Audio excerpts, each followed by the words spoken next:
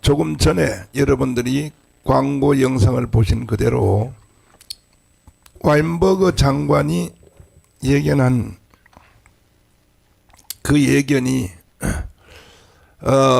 내년 4월달 안에 현실로 이루어질 가능성이 많아졌습니다.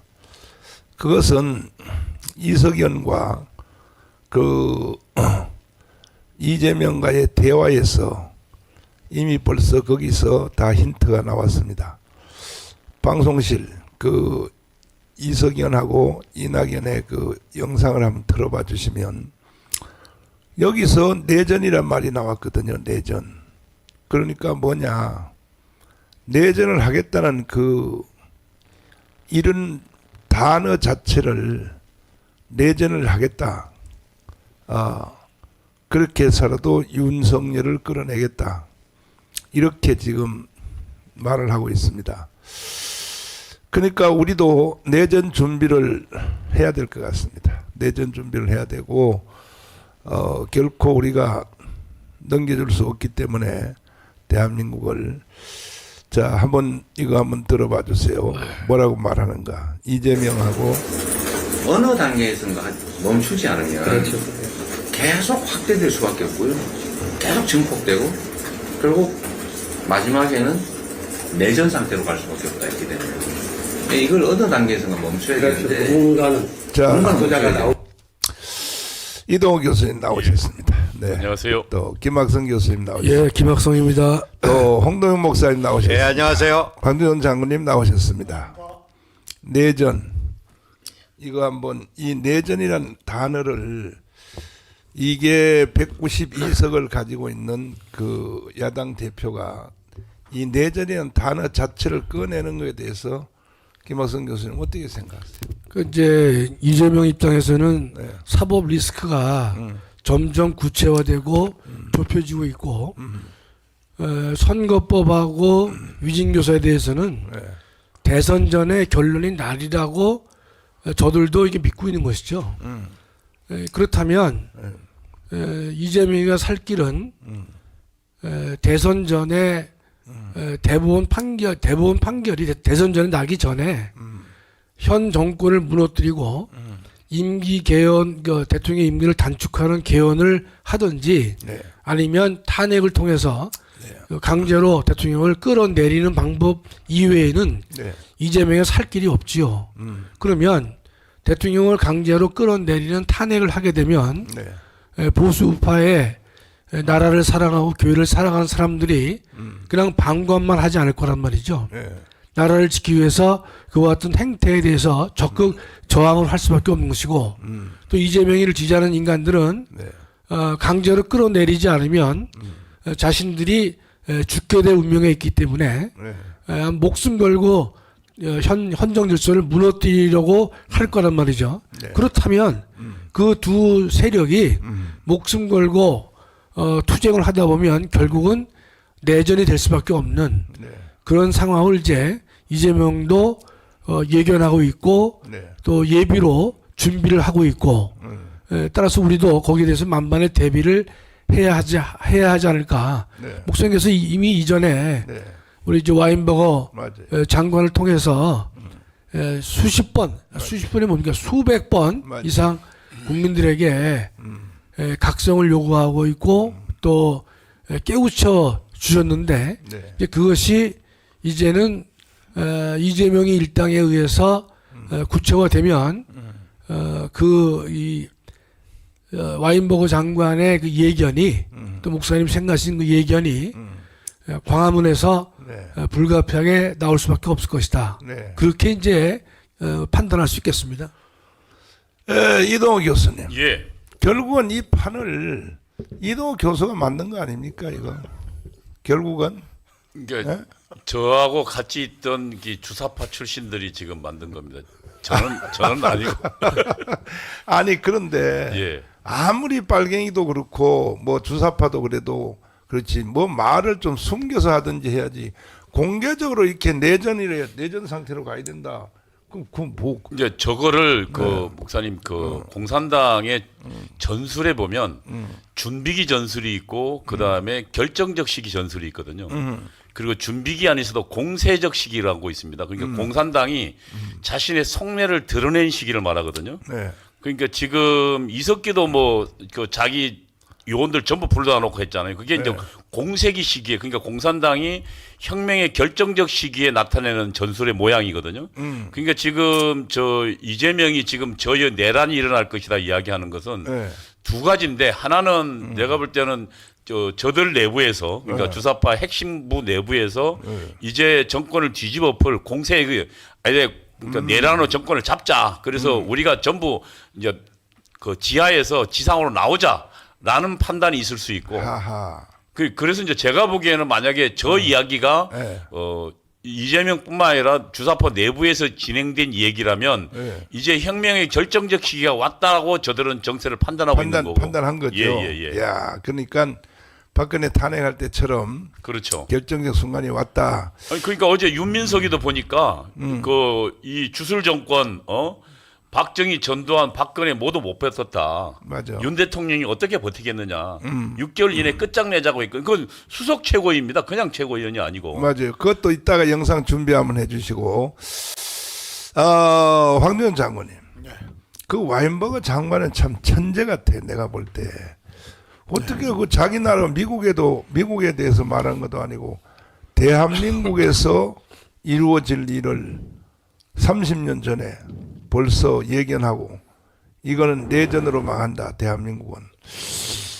이야, 그분은 정말 그 천재 같아요. 어떻게 그런 예견을 할 수 있었을까요? 예, 뭐 저는 그 어떤 사람을 평가할 때 그 사람의 삶의 궤적을 평가하는 게 제일 단순하면서도 정확하다고 보는데 와인버거 장관은 뭐 국방장관 할 때 일단은 소련을 붕괴시켰지 않습니까? 예, 그 레이건 대통령의 오른팔로서 그런 장관이기 때문에 우선 뭐 아주 정말 보수우파의 대명사라고 불렸는데 지금은 돌아가셨지만은 또 그 뒤를 이어서 또 폼페이오가 이제 있는데 폼페이오 장관이 이제 트럼프 2기 당선자 정권에서 뭔가 할 것으로 기대를 했는데 지금은 조금 이제 시야에서 벗어나 있는 것 같습니다. 그렇죠. 뭐 목사님이 벌써 이거 네. 얼마나 오래 전부터 수백 번 와인버거 장관의 네. 이 책에 대해서 네. 이거는 소설이 아니거든요. 네. 예측서입니다. 예측서. 그래서 저는 특히 국가 지도자는 말할 것도 없고 어떤 각 분야의 지도자가 가져야 할 자격 중에 자질 중에 제일 큰 게 미래를 내다보는 통찰력입니다. 그런 통찰력을 가져야 되고 그 통찰력을 뒷받침할 수 있는 어떤 지식과 지혜 또 그것을 과감하게 실천할 수 있는 결단력 이런 게 필요한데 이 와인버거 장관은 뭐 91년도에 저 책이 발간됐는데 그 지금 그 예언한 대로 예측한 대로 지금 전 세계에서 가장 전쟁이 일어날 가능성이 있는 데를 6개를 뽑았는데 그 중에 하나가 우리나라고 현재 지금 우리나라가 가장 위험하다. 그때부터. 그리고 그 위험할 수밖에 없는 이유가 북한에 그 남침 기회를 줄 수 있는 내전이라 그랬거든요. 지금 뭐 그런 예측대로 좀 굴러가는 게 아닌가 좀 네. 많은 염려가 됩니다. 홍덕 목사님. 예. 결국은 영적으로 보면 이게 다 한국 교회 때문에 이런 일이 일어나는 거 아닙니까? 결과적으로. 그렇죠. 뭐 과거에 우리나라가 국력이 북한보다 월등하게 60년대 그때 못했잖아요. 네. 군사력이나 경제력이나 북한보다 우리보다 북한이 훨씬 뛰어났을 때도 교회가 껴 있었단 말이에요. 그때는. 맞아요. 교회가 그때 막 기도할 때도 설교할 때도 맞아요. 온통 방공으로 가득 찼거든 그때는. 그렇지. 그랬는데도 뭐 그러니까 그런 시대도 또 수시로 무장공비 내려가지고 국민의 그 마음을 깨우치고 그랬기 때문에 그때는 감히 껌들 못 했는데 그 동안에 이제 박헌영 이후에 숨어 잠복해 있던 이 바이러스 같은 빨갱이 세력들이 이 80년대 들어가 주사파를 통해서 아주 그냥 이렇게 화랑이 되어지고 그렇게 되어지다가 이제 드디어 이제 제도권에 들어가지고 제도권까지 다 먹었잖아요. 민노총 먹었죠. 정교조 뭐 외곽 단체 그리고 제도권 정당까지 압도적으로 다수당이 되어버리니까 이제는 완전히 자기들 세상 되어버렸잖아요. 그렇지. 되어보니까 이제 그 당의 대표 선수가 저런 말을 한다 이 말이죠. 하하. 사실상 저런 말 하는 거는 우리나라의 모든 신문에 특종 톱으로 나와야 되거든, 저거야. 그렇지. 우리 같은 보통 사람은 우리가 늘 뭐 내전 내란 이래도 그건 큰 그게 아닙니다. 그렇지. 그 책임서 저거는 대통령 다음으로 중요한 위치에 있단 말이죠. 저런 사람 입에서 이 양당이 멈추지 아니하면 결과적으로 내전을 상으로 간다. 결국 내전을 준비하고 있는 겁니다. 저 말할 때는. 참. 그렇기 때문에 지금 저런 엄청난 말을 했음에도 불구하고 이렇게 언론에서 대거 그렇게 이렇게 톱 뉴스로 다루지 아니하고 나는 이제 충격적인 뉴스를 봅니다. 저게 맞아. 공당의 대표, 제일당의 대표란 말입니다. 맞아요. 저놈들이 하는 짓거리가 지금 전부 다 내전을 지향하고 가고 있는 그 모습이 보이거든 지금. 참. 그런데도 불구하고 현재 사실 두 당 이렇게 했거든. 양당. 맞아. 국민의힘은 세피하게 보는 겁니다. 국민의힘은 그 없어. 이스라만한 정당이고 네. 그러니까 자기들 하면 언제든지 이길 수 있다. 뭐 해봐야 윤 대통령도 뭐 그냥 완전히 그 국민의힘과 괴리 상태 있고 국민의힘도 내분 상태 있고 그 이 사람들 유일하게 이제 의식하는 거는 광화문 세력입니다. 광화문 그 세력과 자기들 세력이 시내에서 어쩌면 내전 상태로 돌입할지 모른다는 그런 경고를 하고 있는 겁니다. 저거는 그런데도 불구하고 윤석열 대통령이나 이 국민의힘 정당 보면은 저 사람들이 과연 뭐 때문에 대통령 되고 뭐 때문에 국회의원 돼가지고 한 나라를 그렇게 맡고 있는지 심히 의심스러운 거예요 지금 이제. 참. 심각하잖아요 저게. 어제 그 주일날 예배 고 목사님 참석했죠. 예. 참석하는데 대구에서 새벽에 아침에 몇 시에 일어났어요? 그 항상 일하면 5시 일납니다. 5시 일어나서 예. 그다음에 또 KTX 타고 택시 타고 뭐 서울역 내려가 뭐 택시 타고 거기까지 오면 딱 예배 시간 맞죠. 그게. 세상에. 근데 어제 제가 그 설교한 거 있잖아요. 예. 설교한 거. 이것을 우리나라의 목사들이 몇 프로 정도 이해를 할까? 글쎄 뭐 그렇게 그 3분설을 해가지고 영과 홍과 육을 딱 대비해가지고 그렇게 우리가 육신적으로 저지르는 범죄는 육신이 저었잖아. 그리고 그렇지. 그거는 이제 혼적인 관계 속에서 갈등을 일으키고 그렇지. 그 깊은 곳에 있는 생명 하나님이 씨앗은 아무 그렇지. 영향 안 받거든. 그게. 그렇지. 그런데 이걸 갖다 정확하게 이렇게 타치할 수 있는 사람이 없다는 거죠. 그래서 어제 그거는 아마 이때까지 했는 설교 중에서 한국교회 모든 목사와 성도들의 가장 중요한 설교 어제 설교입니다. 수많은 성도들과 심지어 목사들까지도 아주 구원관에 대해서 그런 명확하게 하지 못하기 때문에 갈등 구조 속에 있는 겁니다. 전부 다. 네. 그렇기 때문에 확신이 없고 그 이 땅에 사는 삶도 그렇게 흐르뭉덩하게 살 수밖에 없는데 네. 어제 안 그래도 내가 다음 주에는 그걸 내가 참 단상 올라가 가지고 한국의 전체 경성을 좀 시키도록 그게 아니고 예. 저 다음 주에 주일날 예. 헌신 예배 때 예. 교회에서 예. 시간을 길게 가지고 예. 다시 한번 그걸 재설명을 다시 한번 하시라고. 내가? 공 목사님이. 예. 그렇지. 그렇게 해야지. 왜냐하면 이거 한 번 들어서 몰라요. 성도들은 계속 들어야 안다고. 그러니까 그거는 나도 그 참 이 사탄의 참수를 엄청나게 강하게 받은 적이 있거든 그게. 그렇지. 너는 네 신랑 가봐야 너는 지옥 갈 사람이다. 너는 불택자라 하는 이 공갈 협박을 하는 거야 마귀가. 맞아. 일주일 동안 내가 참 지옥의 경험을 한 것입니다. 신학교 가기 전에 산기도 하다가 음성을 들으는 거, 음성을 소리를 통해서 그냥 느낌으로 받은 게 아니고 명확한 소리로 너는 불택자다. 너는 신학교 가 목사 되어봐야 너는 구원 없다. 이미 어릴 때부터 칼빈주의 교회 다르기 때문에 이 불택자는 무조건 지옥 가는 걸 알기 때문에 불택자를 말을 하는 거예요. 사탄이. 사탄이. 나는 그게 사탄인 줄 몰라서요. 그렇지. 그 하나님 음성을 알고 교묘하게 말하는 거예요. 맞아. 하나님이 어떤 분인데 너 같은 놈을 갖다가 목사를 만들겠느냐. 맞아. 그때 생각해 내가 마음속에 그 말이 맞는 거예요. 맞아. 내가 볼 때 그때는 목사님들 시골 목사님들 보면은 거룩해 보이거든. 나는 거룩이라고는 0.1도 없는 인간이 신학교 간다고 떠들었으니까 그 말이 맞다고 받아들여 보는 거예요. 받아들이면서 그때부터는 완전히 죽을 고통을 하면서 내가 참 밥맛도 없고 일주일 동안에 나는 지옥의 경험을 그때 한 겁니다. 김학성 교수님. 예.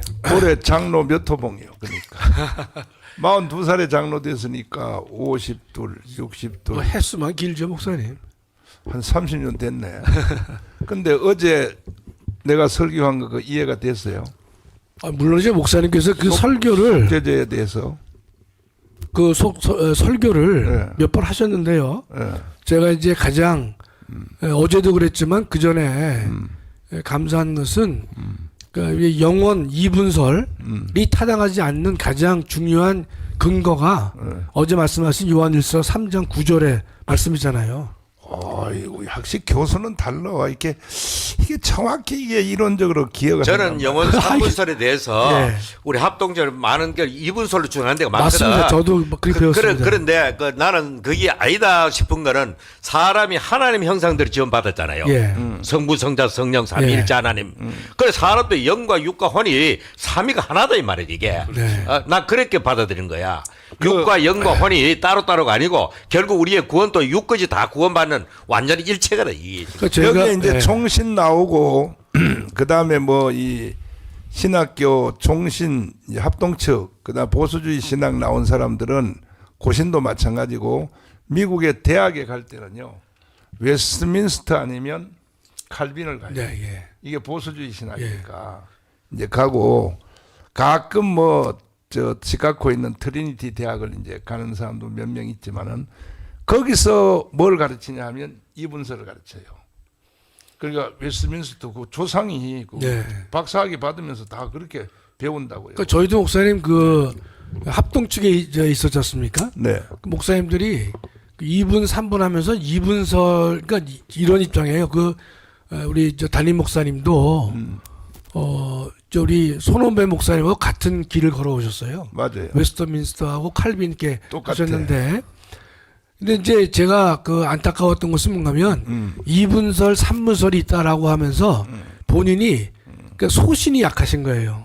그러니까 목사님이 근데 나는 이거다라고 얘기를 해줘야 우리가 좀 확신을 갖는 것인데 목사님이 뭐 2분설도 있을 수 있고 3분설도 뭐 맞을 수 있다. 아, 해버리니까 우리는 거기에서 이제 성경을 읽으면서도 이해가 안 되는 면이 목사님 많이 있잖아요. 별로 신경 안 쓰지. 근데 이제 신경을 안 쓰지만 목사님 뭐가 있냐면 네. 그러나 마음속에 갈등은 계속 남아 있잖아요. 네.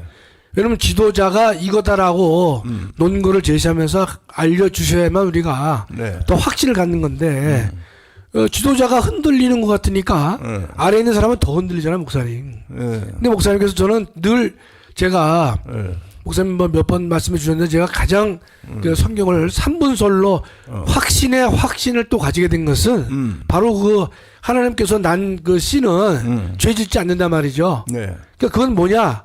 그러니까 3분설 아니면 해석이 안 되잖아요, 목사님. 그러니까 영과 혼이 분명히 개념적으로 다른 것은 물론이거니와 네. 우리 성경 해석을 함에 있어서 네. 그러니까 그 하나님께서 난 자가 죄를 짓지 않는다를 했을 때 네. 그 우리가 이제 더 확신을 가질 수 있는 것이고 네. 또 구원파를 한 번에 배격할 수 있는 것이고. 그렇지.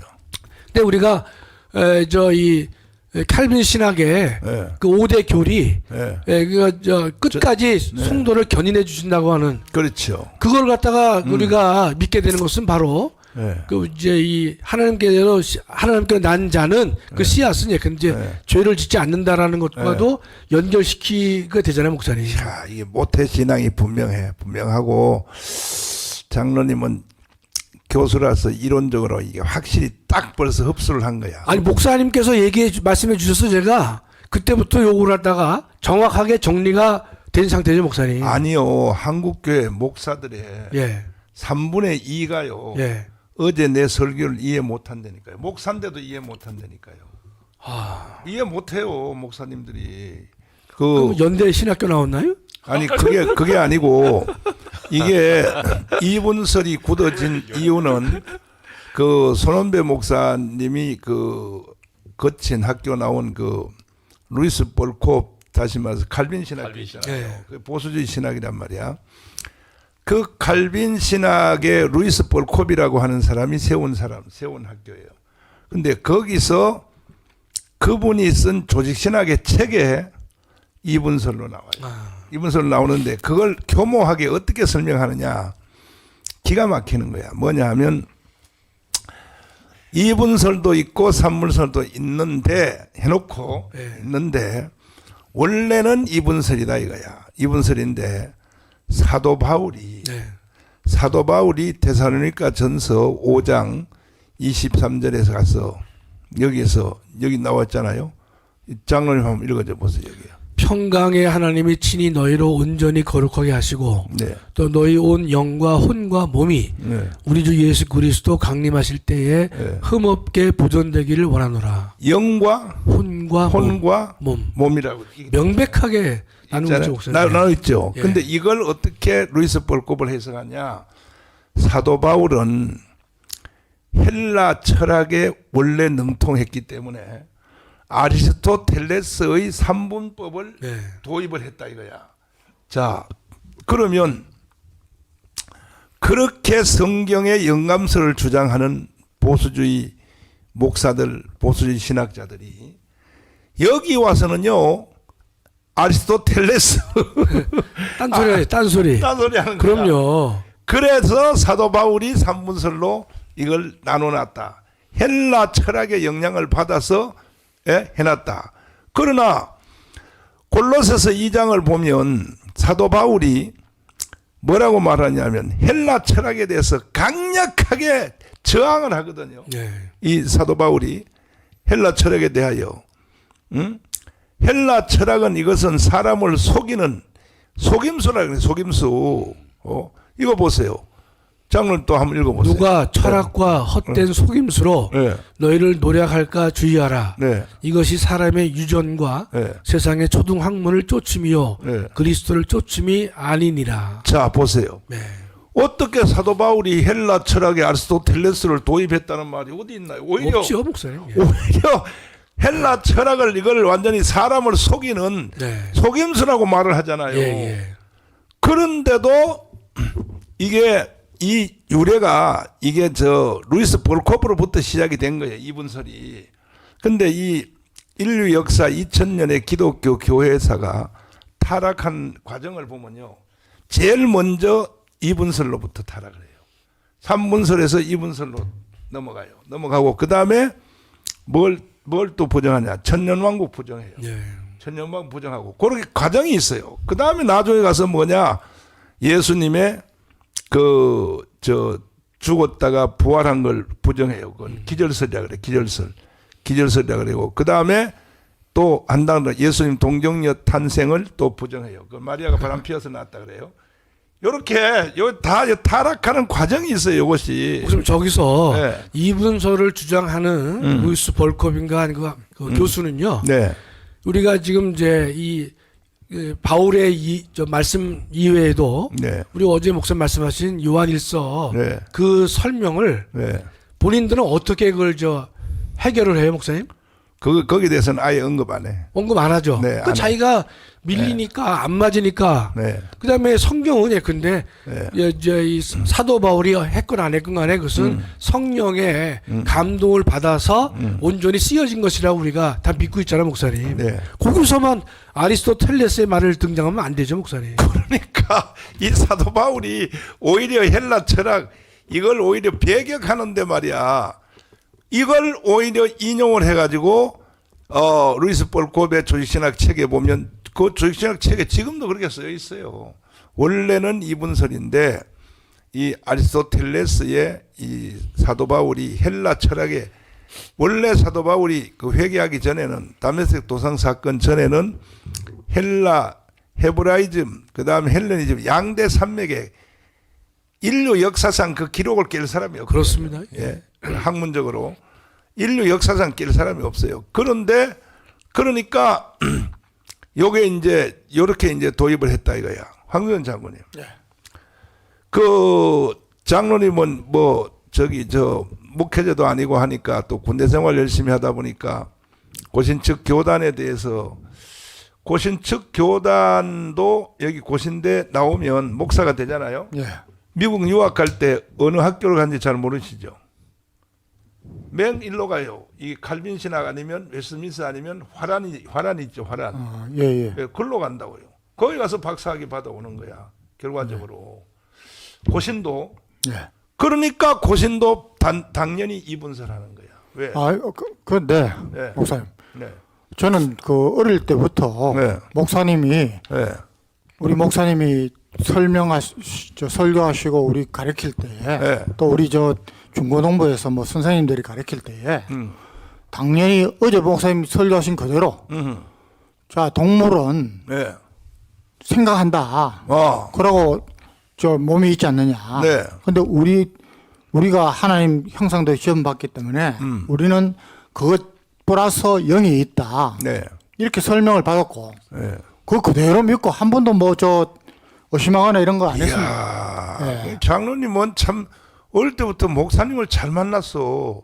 원래 그 고신 측에서는 그렇게 설명 아니 안 돼. 지난번에 한번 저 목사님 네. 그 말씀하셔가지고 네. 제가 형님 목사님한테도 네. 물어봤고 물어봤어요. 예 아들한테도 물어봤습니다. 물어봤더니 뭐라 그래? 3분설, 2분설 뭐냐? 그랬더니 네. 당연히 3분설이지. 그러면서 이야. 데살로니가전서 저 5장 23절 예. 이야. 혼과 몸이 아니요, 저 형님 목사님 서울로 다시 한번 오라 그래요. 내가 상금 좀. 왜냐하면 이게 고신에서 이런 말을 한다는 것은요, 이건 기적이야, 기적. 이건 보통 기적이에요. 고신이요, 골 때리는 교단이거든, 원래. 그런 때리는데. 근데 저는 뭐 저희들 어릴 때부터 성경은 무오하다.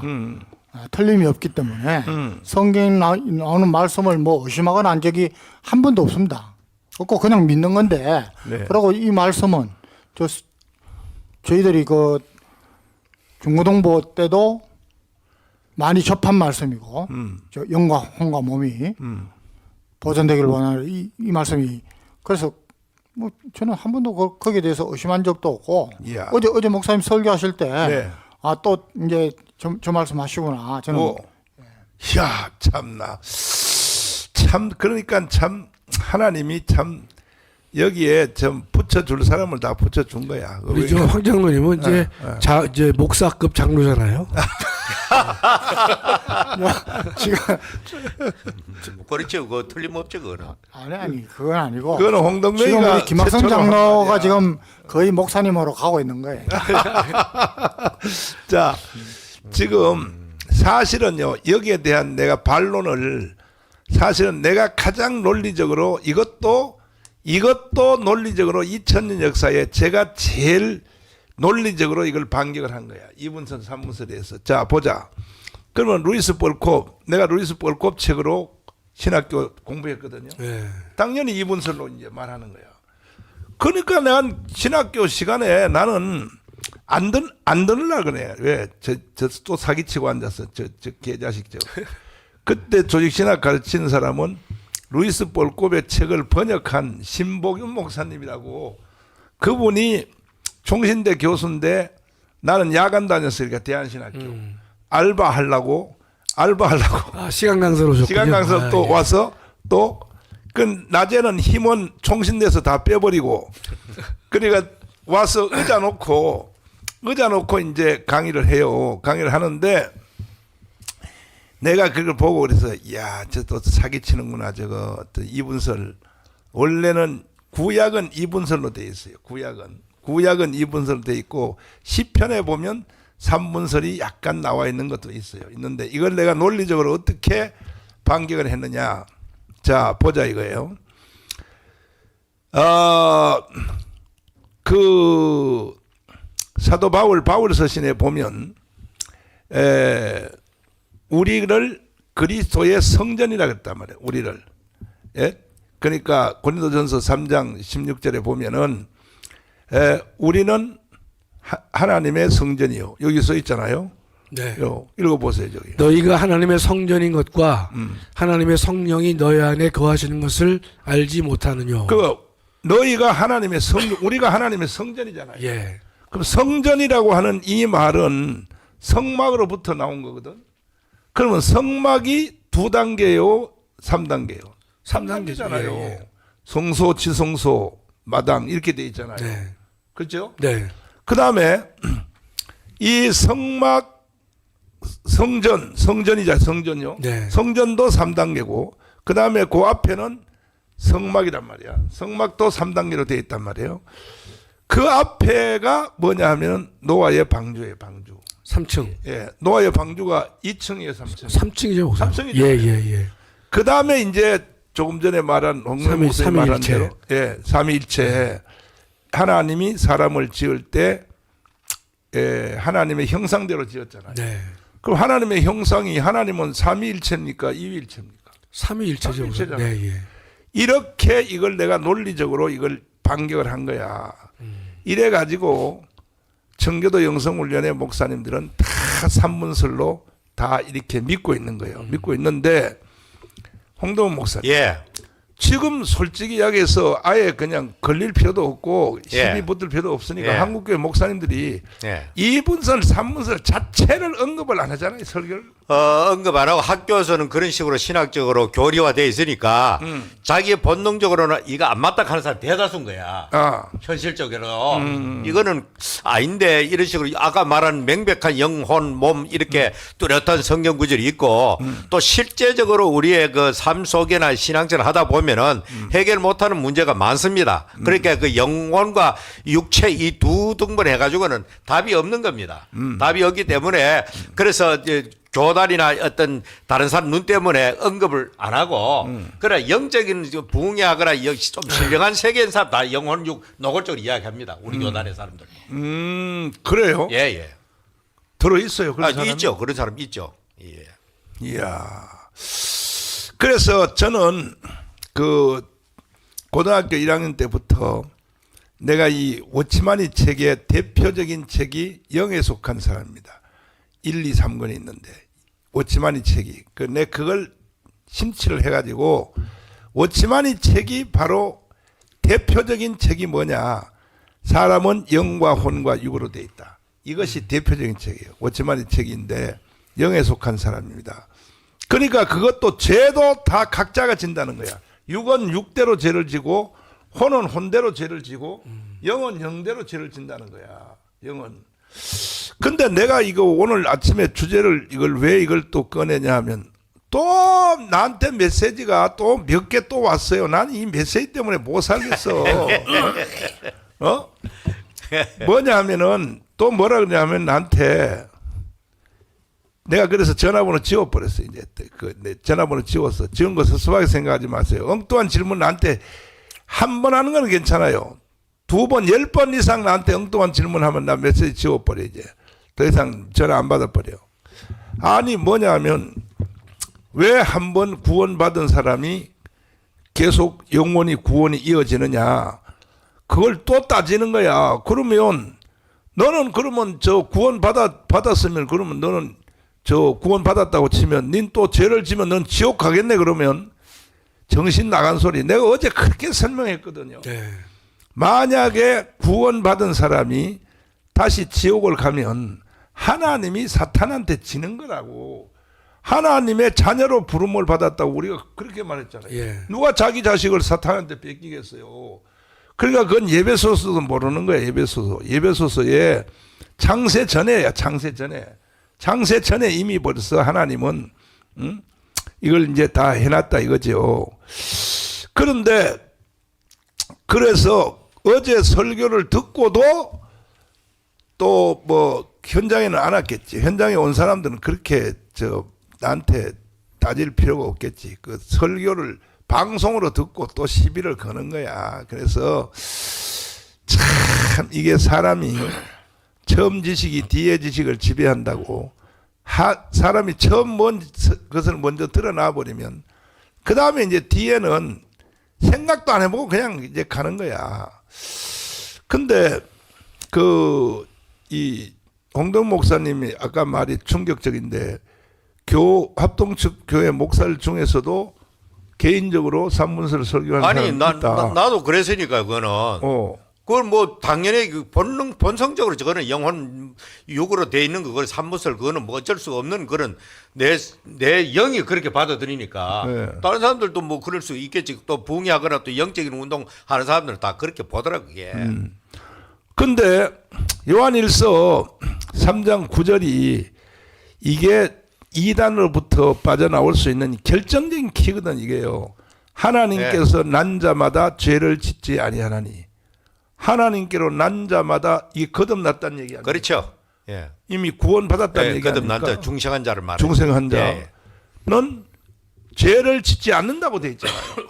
그 죄라는 것이 우리가 일반적 자범죄를 의미하기보다는 하나님과 대적하는 하나님을 떠난 하나님을 안 믿는 가장 근본적인 죄를 말하겠죠. 네. 거듭난 영혼은 하나님을 대적할 수는 없습니다. 아무리 그래도 자기 육신적으로 넘어지고 뭐 도덕적으로 범죄할 수 있지만 근본적으로 하나님을 대적할 수 있는 그런 거는 그냥 불가능하다고 봅니다. 그래서 하나님의 씨가 그의 속에 거하며 저도 범죄치 못하는 것은 앞에는 범죄치 못하는 것은 하나님께서 낳습니다. 이렇게 되어 있거든요. 네. 요게 씨가 씨, 하나님의 씨.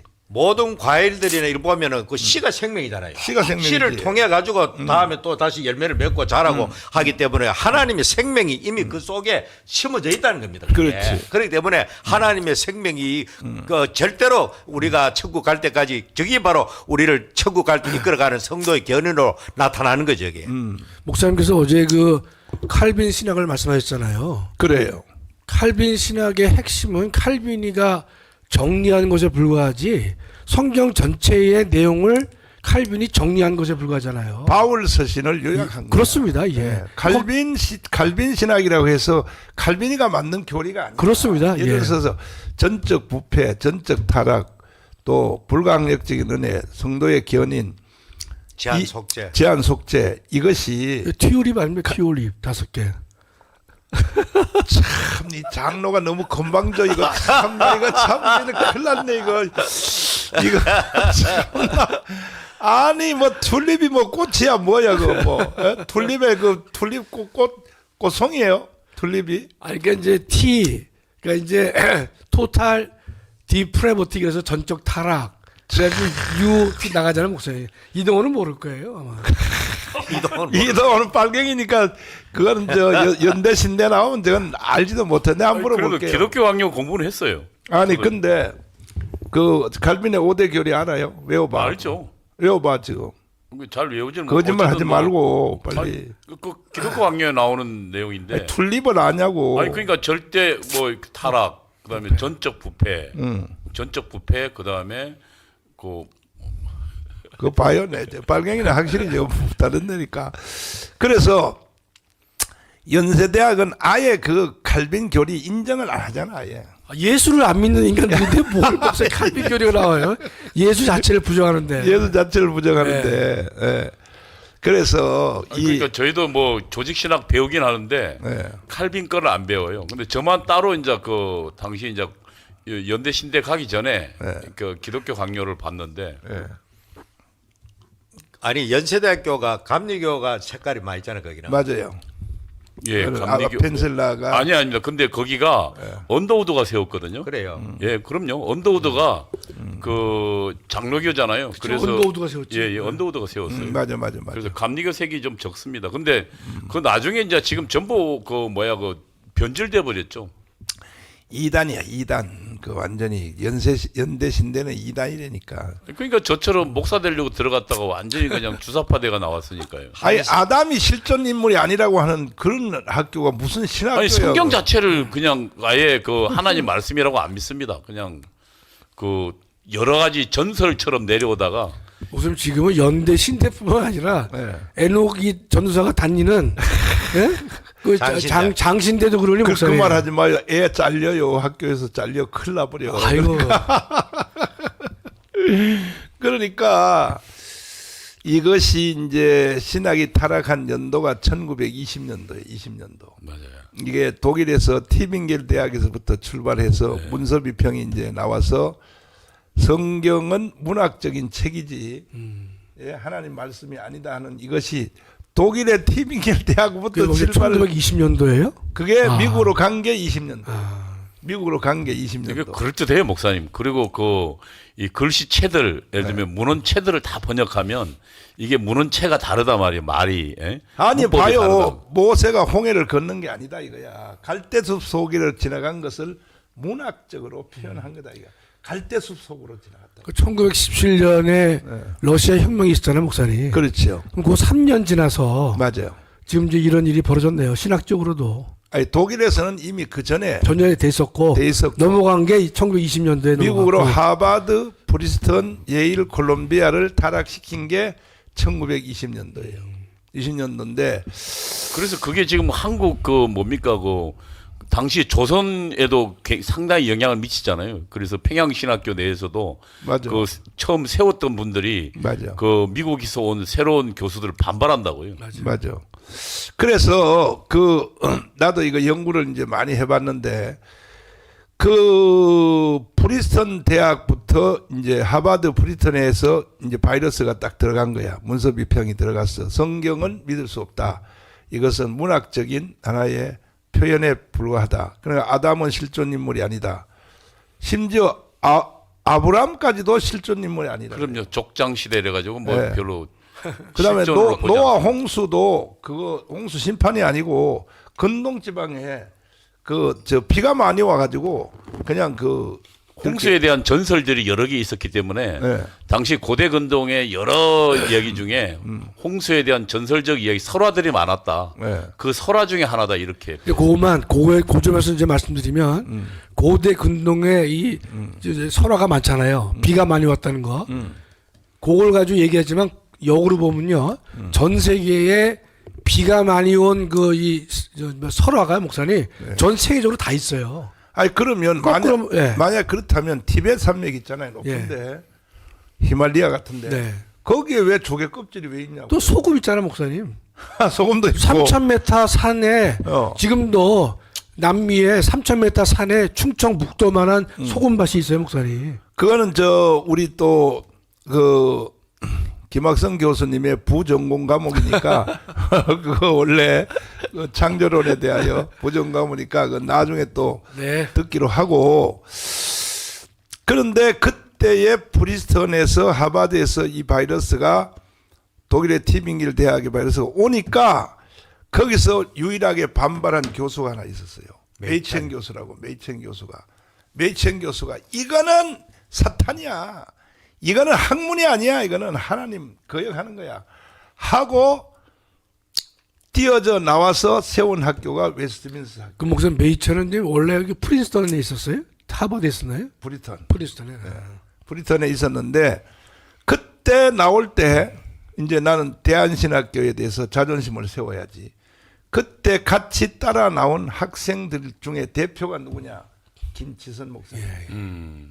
대한신학교 설립자예요. 그렇죠. 야. 이 김치선 목사님은요, 이거 선교사한테 복음을 직접 받아가지고 완전히 이거는 애국자 정도가 아니고 결혼 주례하다 있잖아요. 주례를 하다가 설교하다가도 12시 딱 되면 이래요. 자, 잠시 우리 나라를 위하여 기도하는 시간을 갖겠습니다. 눈물의 선지자 그러잖아요. 한국의 예레미야라 그러잖아요. 이 김치선 목사님이. 예. 그래서 그분이 따라서 나와가지고 그 웨스트민스터 신학교를 세우는데 그 김치선 박사님이 크게 학생들을 다 몰고 선동해서 끌고 나와서 했는데 거기서 메이첸 교수한테 박사학위를 받으려고 하다 보니까 또 그 이동호처럼 주사파들처럼 공부 안 해도 박사학위 주잖아. 거기는 박사학위 주지 거기는. 어디요? 아니, 성공회대 교수는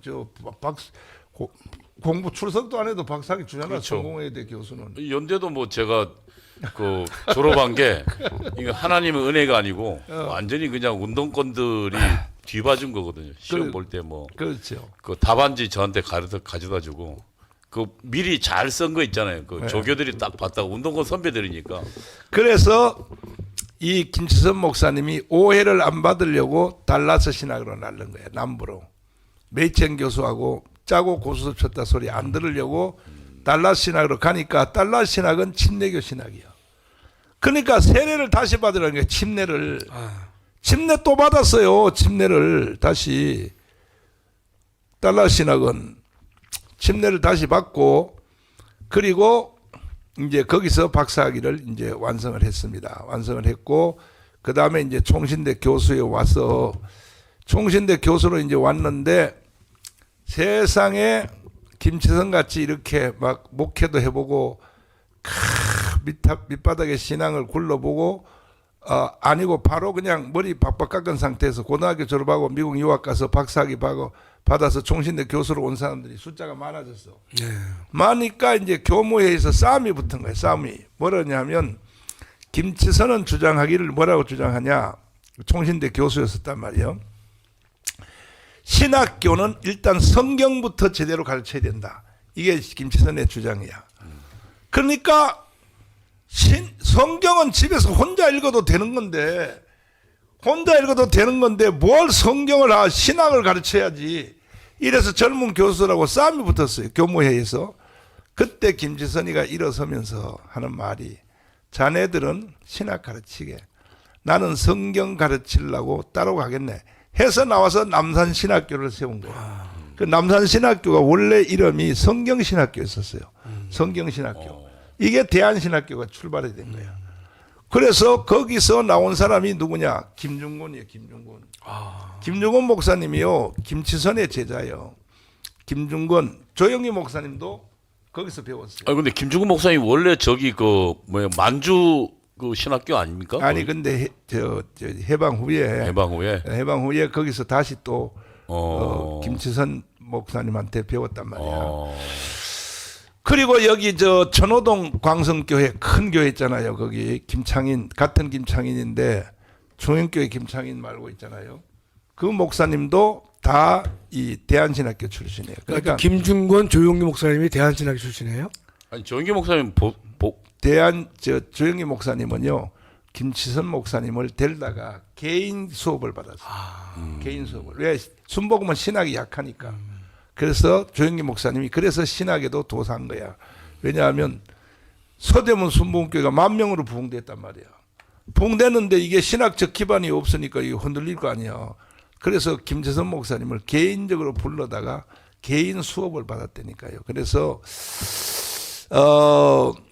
그래서 어쨌든 간에 지금 이 한국 교회가 목사님들이 정말로 자기 소신껏 3분설, 2분설도 제대로 소신껏 설교를 못하고 이러니까 교회가 약해져 버리니까 이게 이제 이 빨갱이들이 이제 득세해서 지금 이제 자신감이 생겨서 내전 상태로 가겠다라고 이런 일이 일어나는 거예요. 이게 전부 다 이게 교회가 약해서 그런 거예요.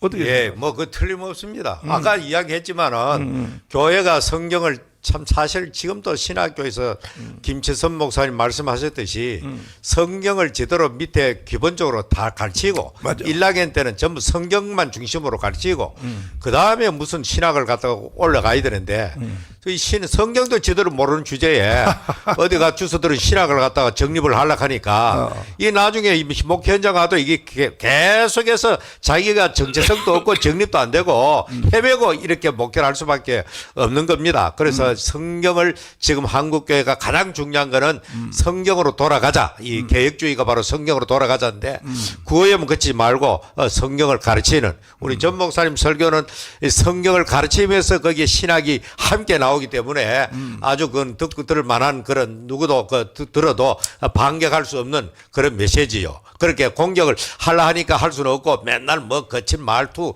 이런 것만 가지고 시비 거지 설교 성경 가지고는 시비 먹었잖아요. 말 가지고 잡고리 잡지 그게. 거친 말투는 나보다 심한 사람이 예수님인데 그러니까 한국 교회가 그렇다니까 한국 교회 계속해서 참남된 말을 한다 하면서 계속 이제 시비를 거는 거지. 그게 성경 그 자체 가지고는 딸리니까 거기 반격을 못 한다 이 말이야. 내가 하나님 까불면 주고 그 말 했다고. 내가 그때 한기총 대표 회장 현 25대 26대 대표 회장인데 내가 그 문재인하고 싸우려고 청와대 앞에 그 차량 위에서 내가 한 말이거든. 설교한 것도 아니고 하나님 까불면 죽어 했는데 딱 요 하나님 까불면 죽어 요 말 한마디만 요 놈이 누가 요걸 올렸냐 하면요. 우리 노회요. 우리 노회. 대한신학교 내 후배. 우리 노회에서 목사가 그걸 올렸어요. 근데 걔 자살해서 죽었어요. 그래 그때 그걸 가지고 내가 처음에 2년 전에 왔을 때 12월 그때 토크를 했거든. 하나님 까불지 마 하는 거 어떻게 생각하느냐. 그래 내가 이제 어떻게 설명해 놓고 하면 하나님과의 관계다. 관계. 나는 부럽다. 하나님과의 그만큼 친근 거리다 이거는. 아니 그리고 그 앞에 말까지를 다 올리면 아무 문제가 없어요. 뭐 문제 있고 없고 그래 했더니 댓글을 봤거든 내가 집에 가가지고 댓글을 봤더니 더한 놈이 나오네 있거든. 아니 그러니까 그 앞에 말이 뭐 말이 전제되어 있냐면 이 말이 한 거야. 나는 하나님 한 분을 위해서 내 인생 전체를 다 바쳤다. 이 말이 먼저 내가 해요. 그런데 왜 이 나라를 북한의 빨갱이한테로 문재인을 통해서 넘기느냐. 하나님 정말 이런 식으로 하면 하나님도 나한테 까불면 죽어. 그 말이 앞에 내가 내 이 속의 이 원한이 이 그 문재인 때문에 결국 사고가 난 거예요 사실은. 이렇게 했는데 그걸 다 잘라내고 하나님 까불면 죽어 해서 내가 한기총에 불려갔지 어른들한테. 뭐 길자연 이영규 지독 다 불려가서 날 보고 이거 해명하라 그랬어. 그래서 내가 이렇게 설명을 했어요. 어떻게 설명했냐. 자, 예수님이 돌에 맞아서 치려고 죽이려고 했던 이유가 뭐냐. 그게 주님이 주기도문 있잖아요. 네. 원래 주기도문이요. 하늘에 계신 우리 아버지가 아닙니다. 아버지는 한국말로 중어한 말이라고 아버지라고 썼지 원래는 아빠예요. 아빠. 아주 경어야 경어. 하늘에 계신 우리 아빠. 아빠 그러니까. 아니 메시아란 예수가 하나님의 아들이라는 사람이 오더니 경거망동하게 유대인들은 1년에 한 번씩 여호와 이름을 부르려면요 목욕 재개하고 배를 땅바닥에 깔고 지금 이슬람처럼 말이야. 쫙 팔을 뻗고 여호와 여호와 이게 1년에 한 번 더 이게 이렇게 걸어가게 이제 불러야 되는데 아니 예수님은 시시때때로 말이야 경건망동하게 하늘에 계신 우리 아빠 이래버리니까 돌로 치려고 했단 말이야. 내가 이걸 설명을 한 거예요. 설명을. 응? 돌로 치려고 했다 이거예요. 그거는 하나님과의 예수님과의 관계를 말하고 그 다음에 호세아 2장 호세아 2장에 거기에 보면 하나님이 사람에게 장가간다 그랬거든. 장가. 아니 하나님이 사람한테 어떻게 장가를 옵니까? 호세아서에 그 말도 안 되잖아요. 내가 이걸 가지고 해명을 시작을 했어요. 그걸 쭉 주기도문 가지고 내가 벌써 내가 너에게 뭐라 그랬어요? 장가들어 영원히 살되 의와 공변됨과 은총과 긍휼이 여김으로 네. 내게 장가들며. 아니 하나님이 사람하고 장가와요? 이게 말이 되냐고요. 이거보다 더 진한 말이 뭐냐. 내가 그때 설명하기를 뭐냐. 아가서라 이거야. 아가서. 내가 너를 침상에서 만나자. 이게 침상에서. 이거는 음담패설 중에 극단 음담패설이거든. 하나님이 솔로몬 있잖아요. 네. 솔로몬이 이제 그리스도의 대역이지 않습니까? 술람 여인 보고 내가 너를 침상에서 만나자. 홍 박사님. 예. 침상에서 뭐 해요? 침상에서 하는 거 뻔하잖아.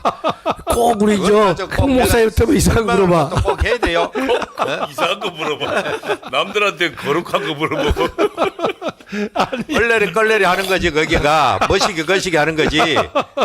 그러면 하나님이 어떻게 사람하고 침상에서 거시기 하냐 이 그러니까 말이야. 인간 세계에서 가장 진한 만남이 바로 남녀간의 침상에서 이루어지는 그것을 이제 참 극단적인 글을 표현을 한 거죠. 그게 네. 최고의 인간이 느끼는 사람으로서는 경험하는 최고의 카타르시스를 하나님과 예수님과 우리 관계가 그 정도로 돼야 되는데 전부 다 턱없이 그냥 변죽만 올리는 신앙생활을 하고 있는 거죠. 그래서 내가 이제 그걸 아가서까지 설명을 하면서 이걸 보라고 어떻게 하나님이 침상에서 만나자 그러냐. 그랬었더니 그런 말로 그래서 나는 하나님과의 나와의 친한 관계로 하나님 깔면 주고 내가 말한 것이다. 왜? 내가 하나님 한 분을 위하여 일생 동안 인생을 바쳤고 내가 인생을 속된 말로 꼬라박았는데 말이야. 아니 이 대한민국을 말이야 해체하고 북한한테로 넘겨준다면 하나님도 내 말 안 들으면 그 앞에 있겠어요. 내 말 안 들으면 하나님도 나한테 까부면 죽어. 내가 이렇게 하나님 앞에 하소연을 한 거라고. 그런데요. 부르짖음이죠. 그런데 그 다른 사람들은 다 조용했어요. 가만히 있는데요. 우리 노회에 대한신학교 나온 그놈이요 그걸 말이야 인터넷에 올리고 정강훈 이단이다고 우리 노회에서 이 자식이요. 그래서 그놈이요. 다단계 하다가요. 다단계 책임 못 져서 자살해서 죽었어요. 그러니까요. 절대 정강훈한테 덤비면 안 돼요. 정강훈한테 덤비면 자살해서 죽어. 그러니까는 이러한 것을 이걸 지금도 가끔 또 그런 말이 있어요. 또 정강훈 뭐 하나는 깔면 죽어 또 이런 말을 하는 사람이 있는데 당신들의 신앙이 그 다음에 성경이 신학의 깊이가 나만큼 아냐고 참 그냥 손자가 자기 할아버지를 볼태기를 때리잖아. 똑같아. 우리 그저 뒷일에 가면 우리 손녀 안으면은 내 볼태기를 때리 하거든. 그러면 에이 경망한 거, 물렁머리 없거라, 에이 범죄 없이 하면서 뭐 해초리 때립니까? 안 그 때리지. 이쁘다고 한다는 거게. 그렇지. 그런 관계라 이 말, 그런 관계. 맞아. 사기꾼 관계. 그렇죠. 그러니까 참 이게 모든 게 다 성경을 모르는 죄인데 자 이래서 지금 우리가 대한민국 여기까지 이제 왔는데 문제는 자 트럼프 영상 한번 들어봐 주세요. 윤석열 대통령이 지금 절반 지났잖아요. 지났는데 이제 모든 책임은 윤석열 대통령이 져야 됩니다. 왜? 우리가 2년 반을 기다려줬잖아요. 2년 반을. 아니 강화문 집회를 얼마나 더 합니까? 그러면 트럼프 같이 해야 될 거 아닙니까? 자, 트럼프 연설 한번 들어봐 주세요. Religion and Christianity are the biggest things missing from this country. 우리나라에서 가장 부족한 것은 종교와 기독교입니다. And I truly believe that we need to bring them back and we have to bring them back fast. I think it's one of the 저는 우리가 반드시 종교를 되찾아야 하며 그 과정이 신속히 이루어져야 한다고 굳게 믿습니다.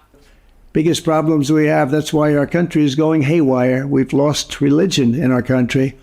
저는 이 문제가 우리에게 가장 심각한 문제 중 하나라고 생각합니다. 바로 우리나라가 종교를 잃어버렸다는 점입니다. All Americans need a Bible in their home, and I have many. It's my favorite book. It's a lot of people's favorite book. 모든 미국인들은 집에 성경을 두어야 하며 저 역시 여러 권을 가지고 있습니다. 제가 가장 좋아하는 책이고 많은 사람들에게도 가장 사랑받는 책입니다. This Bible is a reminder that the biggest thing we have to bring back America and to make America great again is our religion. 이 성경은 미국을 다시 위대하게 만들기 위해 반드시 되찾아야 할 가장 중요한 것이 종교라는 점을 상기시켜 줍니다. Religion is so important. It's so missing, but it's going to come back and it's going to come back strong just like our country is going to come back strong. 종교는 너무나 중요합니다. 비록 지금은 우리 삶에서 너무나 결여되어 있지만 반드시 돌아올 것입니다. 그리고 우리의 나라가 강하게 회복될 것처럼 종교도 강력히 돌아올 것입니다. In the end, we do not answer to bureaucrats in Washington. We answer to God in heaven. 결국 우리의 응답은 워싱턴의 관료들에게 향하는 것이 아니라 천국에 계신 하나님께 향하는 것입니다. Christians are under siege. We must protect content that is pro-God. We love God, and we have to protect anything that is pro-God. 기독교는 공격을 받고 있으며 우리는 하나님을 찬양하는 컨텐츠를 반드시 보호해야 합니다. 우리는 하나님을 사랑하며 하나님을 찬양하는 모든 것을 지켜야만 합니다. We must defend God in the public square and not allow the media or the left-wing groups to silence, censor, or discriminate against us. 공공의 자리에서 하나님을 지키며 미디어나 좌파 단체들이 우리를 침묵시키거나 검열하거나 차별하지 못하도록 막아야 합니다. We have to bring Christianity back into our lives and back into what will be again a great nation. Our founding fathers did a tremendous thing when they built America on Judeo-Christian values. 기독교를 우리 삶에 되찾아야 하며 미국을 다시 위대한 국가로 되돌리기 위해 기독교를 되살려야 합니다. 우리 건국의 아버지들은 유대 기독교적 가치 위에 미국을 세우며 큰 일을 했습니다. Now that foundation is under attack, perhaps as never before. What can we do? Stand up, speak out, and pray that God will bless America again? 그러나 지금 그 기반이 전례 없는 위협을 받고 있습니다. 우리가 할 수 있는 일은 무엇일까요? 우리가 할 수 있는 일은 일어나 외치며 하나님께서 미국을 다시 축복해 주시기를 기도하는 것입니다. I'm proud to endorse and encourage you to get this Bible. We must make America pray again. 저는 이 성경을 추천하고 권장하는데 자부심을 느낍니다. 우리는 미국이 다시 기도하게 만들어야 합니다.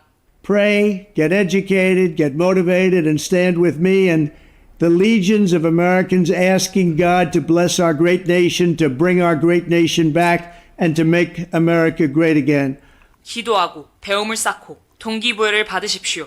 그리고 저와 함께 우리나라의 축복과 회복을 위해 그리고 미국을 다시 위대하게 만들기 위해 기도하는 수많은 미국인들과 함께 합시다. Let's make America pray again. God bless you, and God bless the USA. 미국이 다시 기도하게 만듭시다. 여러분과 미국에 하나님의 축복이 있기를 바랍니다. 황교선 장군님, 이게 설교요, 연설이요? 거의 설교에 가깝습니다. 저런 이제 연설을 들으면서 네. 저걸 소화해내는 미국 국민들의 수준이 네. 정말 저는 부럽습니다. 가. 예. 그 어떤 신념이라도 그 신념이 이렇게 현실로 나타나고 또 국가적으로 또 개인적으로 이렇게 나한테 이익을 줄 것이라는 그런 그게 있으면은 순응하지 않습니까? 네. 요번에 뭐 지금 저는 막 국회만 보면은 정말 우라통이 터지는데 네. 예? 나라를 위해서 예산을 뭐 검토하고 하는 게 아니라 예? 저한테 해코지하고 뭐 이런 정치가 저는 아프리카에도 없을 것 같습니다. 만약에 우리 한국에서 저런 설교를 또는 연설을 예. 국가 지도자가 했다 하면은 예. 뭐 정말 내란 날 겁니다. 내란. 그래서 탄핵이죠, 탄핵. 우리 수준이 그만큼 못 미친다는 겁니다. 자, 근데 이승만은 했단 말이야. 어? 자, 홍덕영 목사님. 예. 아니 지난주에 국가 예. 조창기도회 했잖아요. 예. 조창기도회 하는데 그 김장한 목사님이 설교했잖아요. 뭐 했다고 들었습니다. 듣지는 안 하고. 근데 이 트럼프만도 못 하는 거야. 설교를. 뭐 트럼프는 참 담대하게 자기가 4년 동안에 낭인으로 있으면서 처음적으로 주님을 만난 것 같아요. 그러니까 저렇게 담대하게 죽을 고비에서도 넘겨 있으니까 처음적으로 신앙화 돼 가지고 미국 대통령으로서 목숨을 걸고 기독교에 대해서 올바르게 나라를 갖다가 앞으로 중심 사상, 기독교 미국이 청교도가 세운 기독교 사상의 나라가 이탈하니까 오늘날처럼 병든 미국이 되었다. 치료하는 길은 신앙을 회복하고 성경으로 돌아가는 길밖에 없다. 이걸 미국 대통령이 목회자도 아니고 말이죠. 교단이 무슨 총회장이나 교계 원로처럼 더한 그런 말씀을 갖다가 전 국민들 앞에 상대를 하니까 미국에도 오만 종교 다 있잖아요, 거기도. 그렇지. 비종교인들도 많고 반기독 세력도 많습니다, 미국에.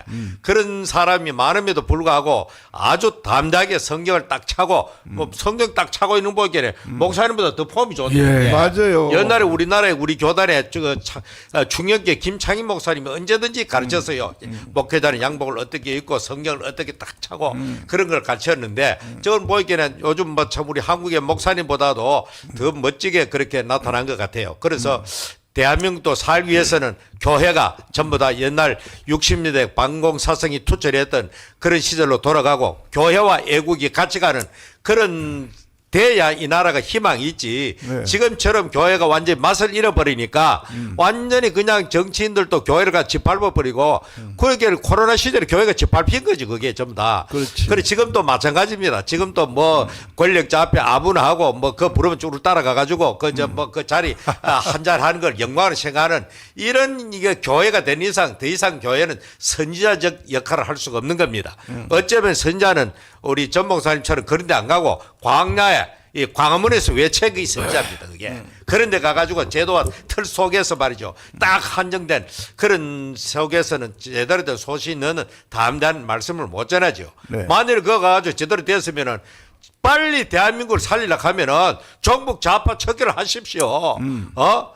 본인이 말씀한 대로 반국가 세력에 대해서 맞아. 실체를 좀 보여주세요. 이런 식으로 단호하게 외쳐야 되는 거지 그거 가지고. 맞아. 김학성 교수님. 예.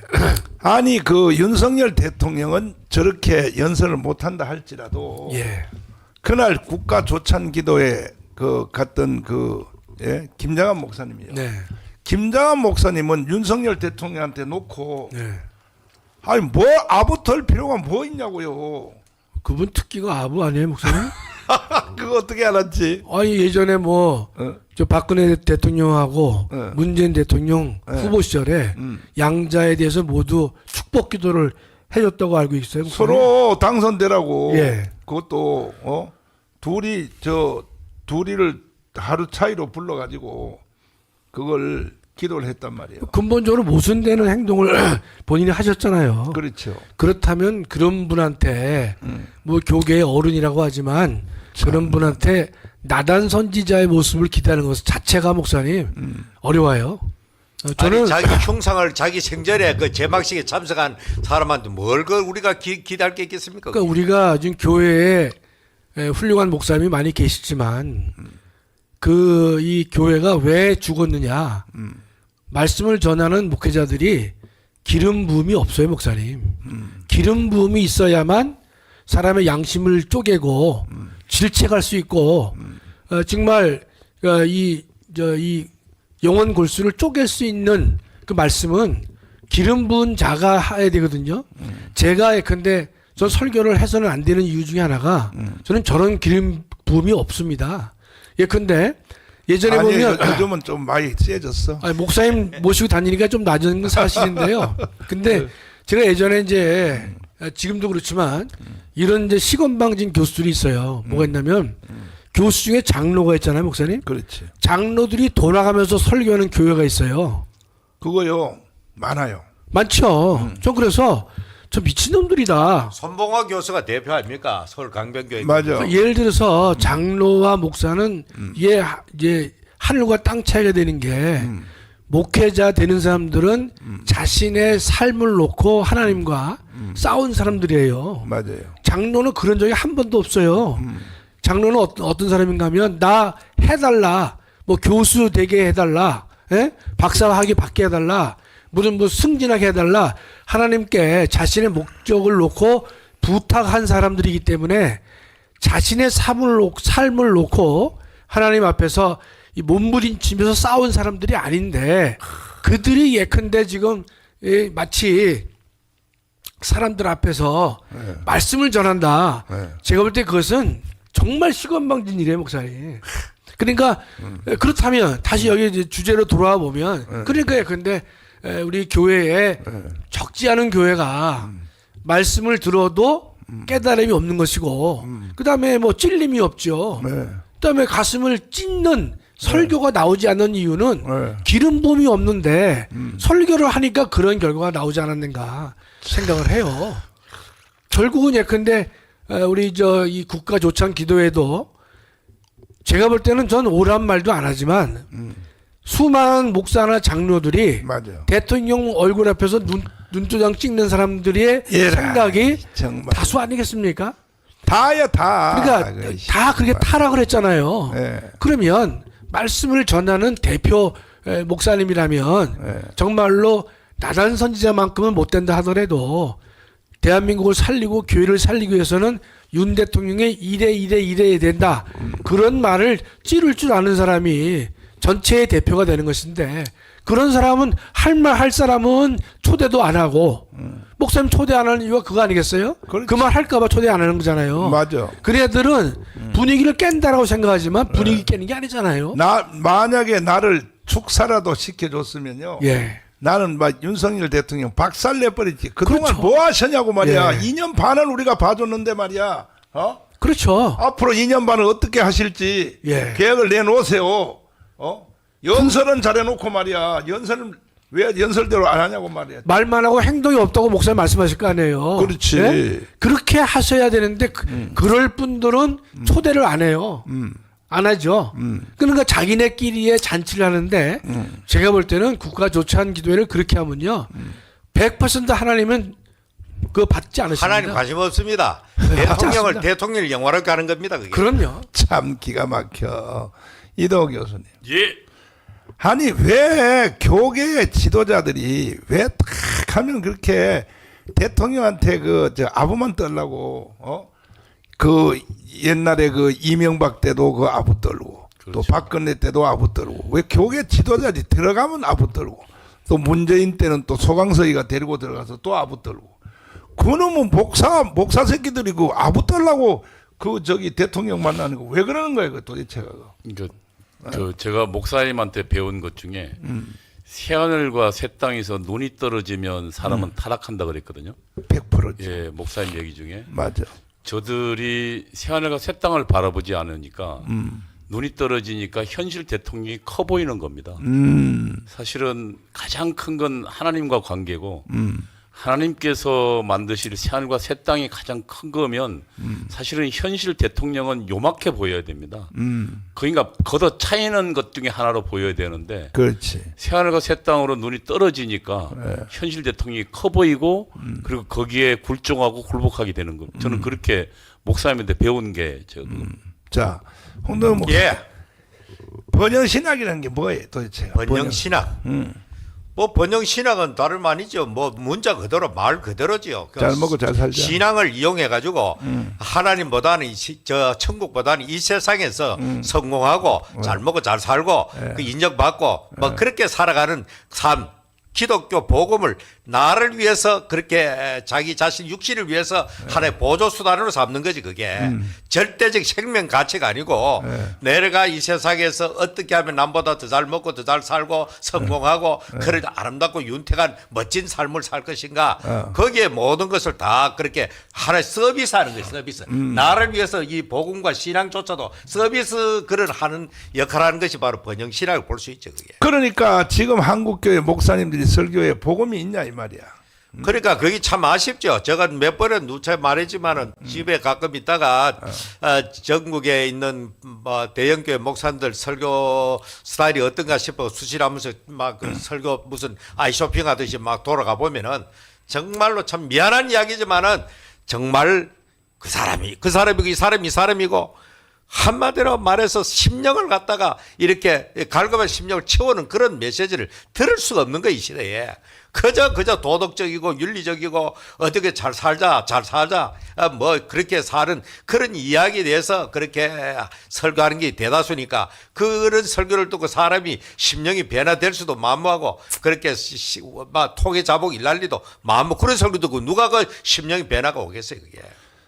황교안 장군님. 저 장군님은 군단장 사단장 하시면서 많은 군목 목사님들 그 군대 질서상으로는 부하 군목도 부하인데 참모인데 그런데 그 군목 목사님들은 그 설교 열심히 하고 교회 부흥시키면 저 그 돈 더 줘요? 사례비 더 줘요? 아닙니다. 또 딱 보입니다. 제가 뭐 늘 말씀드리지만 우리나라 그래도 조직 중에 가장 신상 필벌 잘하는 사람이 진급을 하고 표창을 받고 또 못하는 사람은 징계를 하고 또 뭐 도태되고 이게 그래도 제일 잘 되는 데가 저는 군대라고 봅니다. 근데 우리 황교안 장군님이 그 현역으로 계실 때 주일날은 군목 목사님이 설교할 거 아니에요. 예. 설교할 때 군단장을 놓고 책망을 한번 들어봤어요. 똑바로 하세요, 군단장님. 뭐 이렇게 이 책망 그 설교 시간에 전혀 못 들었죠. 못 들었어요. 그런 눈치를 많이 본 것 같은데 군목들도. 목사님들 중에도 군의 목사님들 중에도 보면은 뭐 어느 부자는 다 그렇지만 잘 하시는 분도 있고. 또 조금 부족한 분들도 있고. 그런데 나중에 이렇게 보면은 결국은 군에서는 제가 보기에는 뭐 제가 군에 있을 때 다른 병과보다도 또 군종 병과가 조금 교단 영향도 있고 큰 교단 뭐 또 이제 많이 들어오니까 또 그런 건도 있는데 군의 목사님들 중에 잘하는 분은 너무 잘하는 분 계시고 그런 분들이 또 나중에 보면은 대령까지 해서 군용 감도 되시고 합니다. 자, 김학선 교수님, 네. 유명한 예화가 하나 있단 말이야. 네. 주기철 목사님이 조만식 장로님이 사실은 주일학교 때 가르쳤던 사람이란 말이야. 예. 그런데 조장로 예배 시간 늦었다고 예. 무릎 꿇고 예배 드려.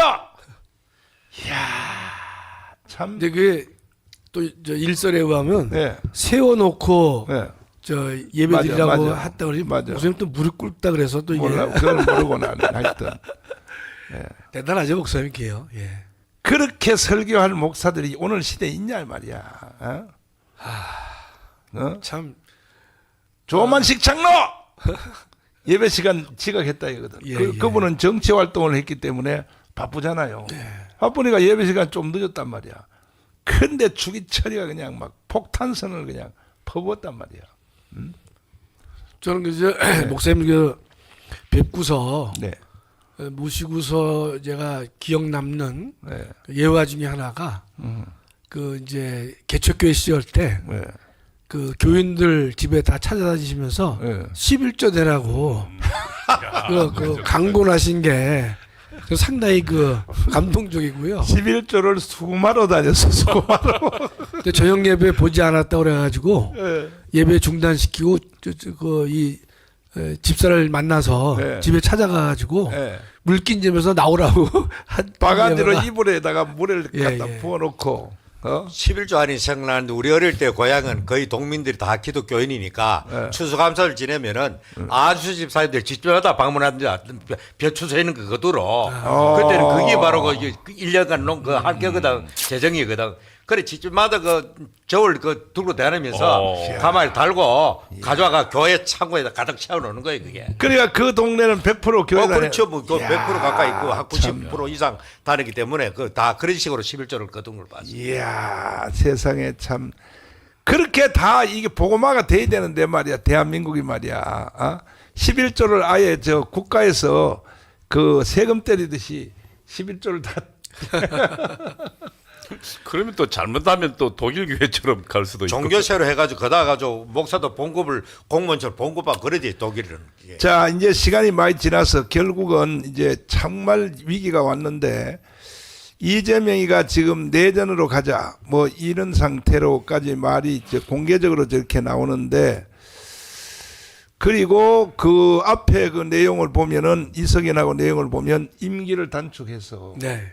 임기 단축하자는 얘기거든요. 그 임기 단축 개헌을 하자는 것을 이제 네, 저 이석연을 통해 가지고 띄운 것 같아요 목사님. 띄운 네. 거죠. 그러니까 뭐 조국도 떠들었지만 그래도 이석연이는 이제 그래도 이제 학자 출신이기 때문에 띄워가지고 양쪽 작전이 끌어내리는 거 방법이 데모로 끌어내리는 거 하나, 임기 단축으로 끌어내리는 투 트랙을 가지고 있는 것 같습니다. 근데 이런 말을 듣고도 이호 교수님 예. 이런 말을 듣고도 윤석열 대통령이 지금도 나는 이번에 에이펙에 갔다 와서 뭔 폭탄 선언이라도 좀 한번 할 줄 알았다고.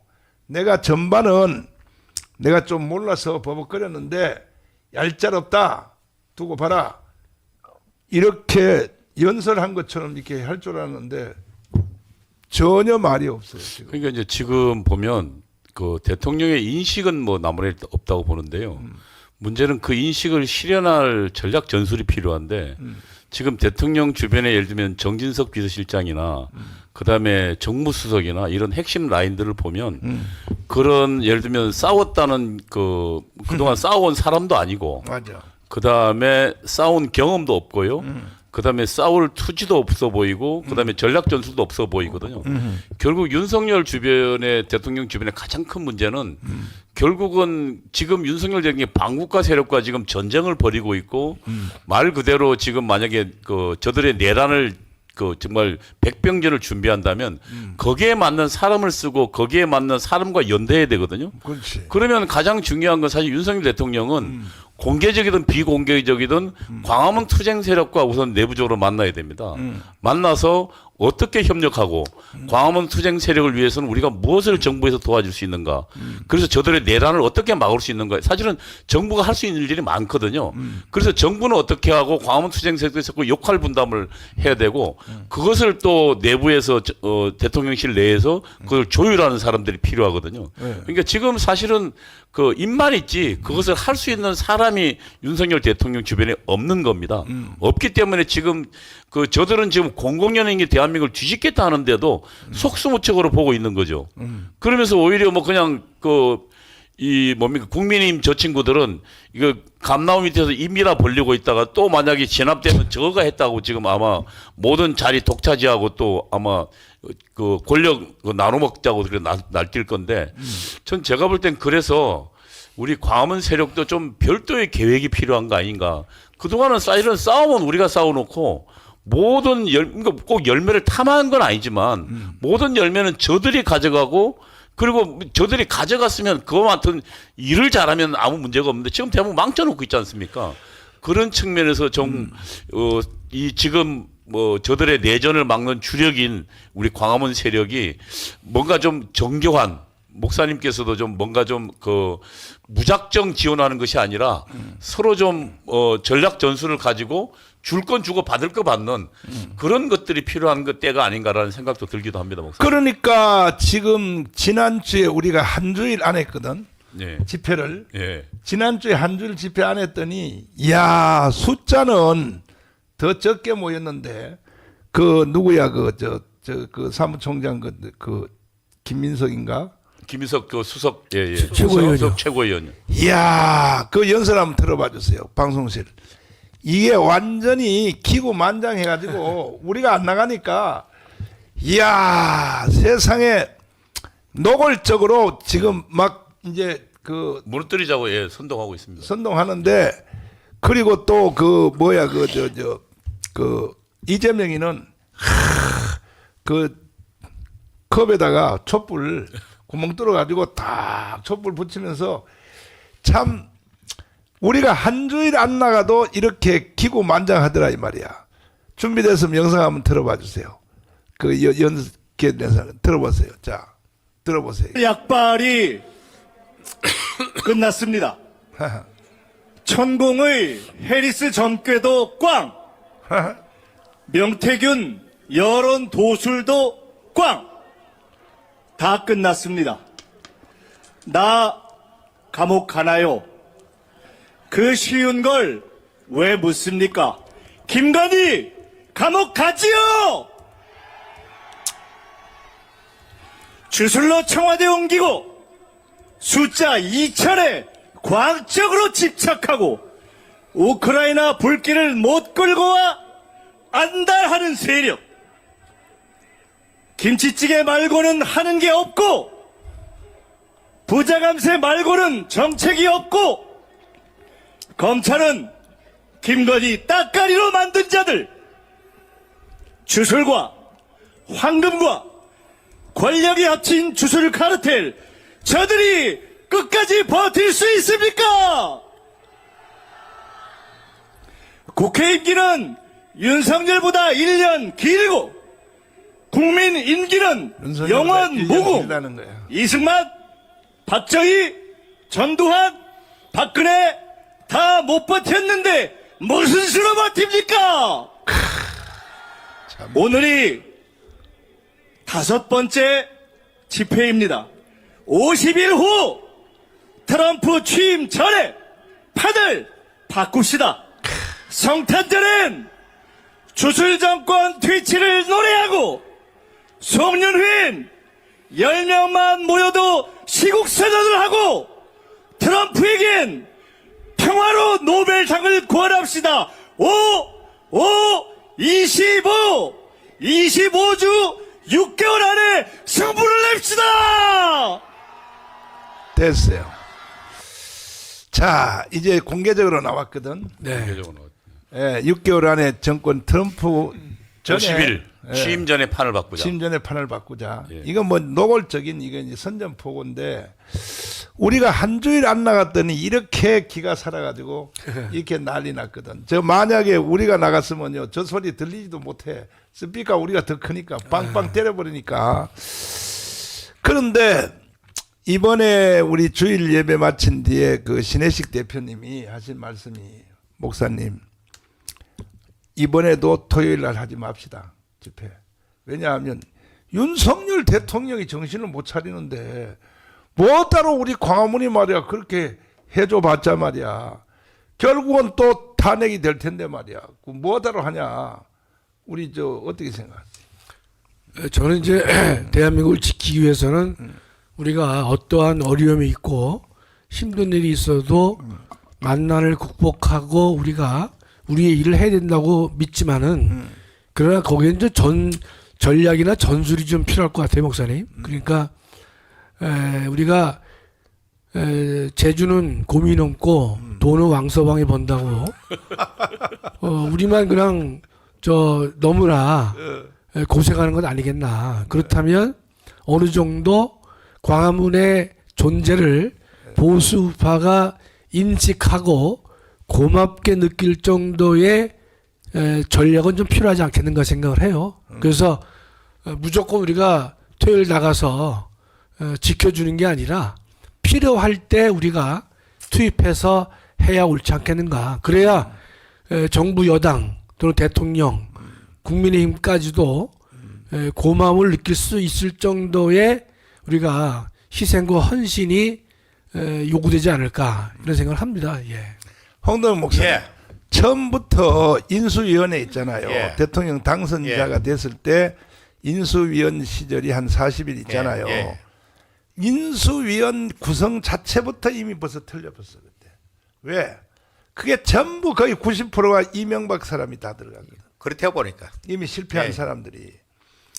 그런데 그러면 이제 그 정도로 경험을 해봤으면, 전반기 2년 반 동안 경험해봤으면 아 이거 안 되겠구나. 청와대에 있는 비서관들이요 다 어떤 사람이냐, 가문에 한 놈도 안 나온 사람들이야. 우리가 6년 동안 가문 운동할 때 한 놈도 안 나온 놈들이 전부 비서관 다 하고 있는 거야.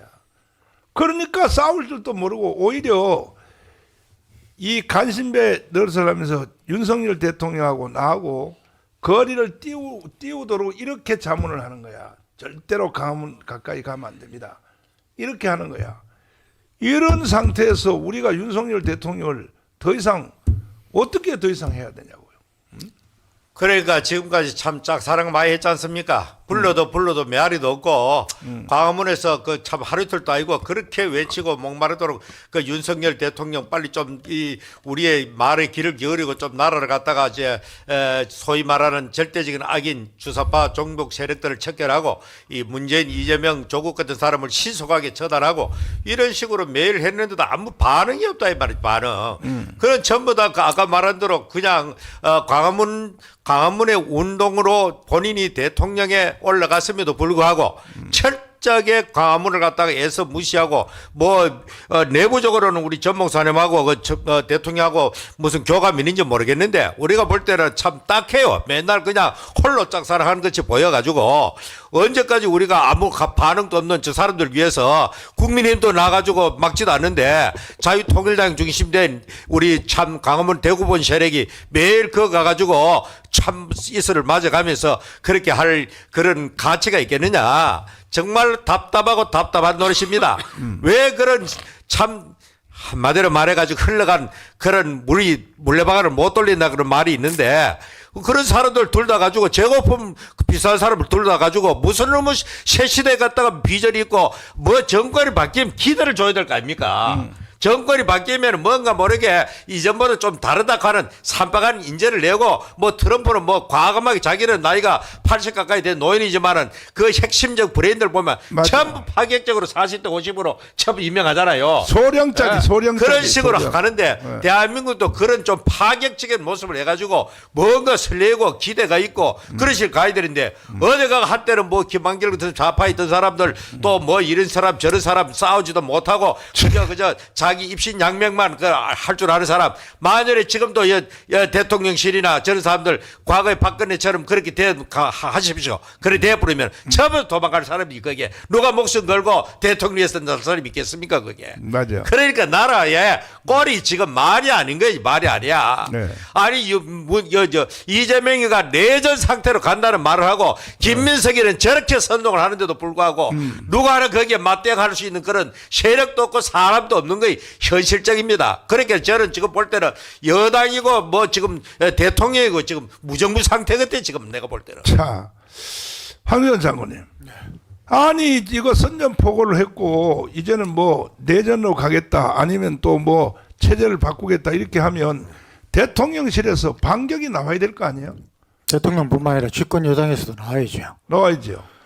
뭐 이게 하는 거예요, 싸움은 적과의 싸움은 기세로 싸우는 겁니다. 우선 만만하게 안 보여야 되고 네.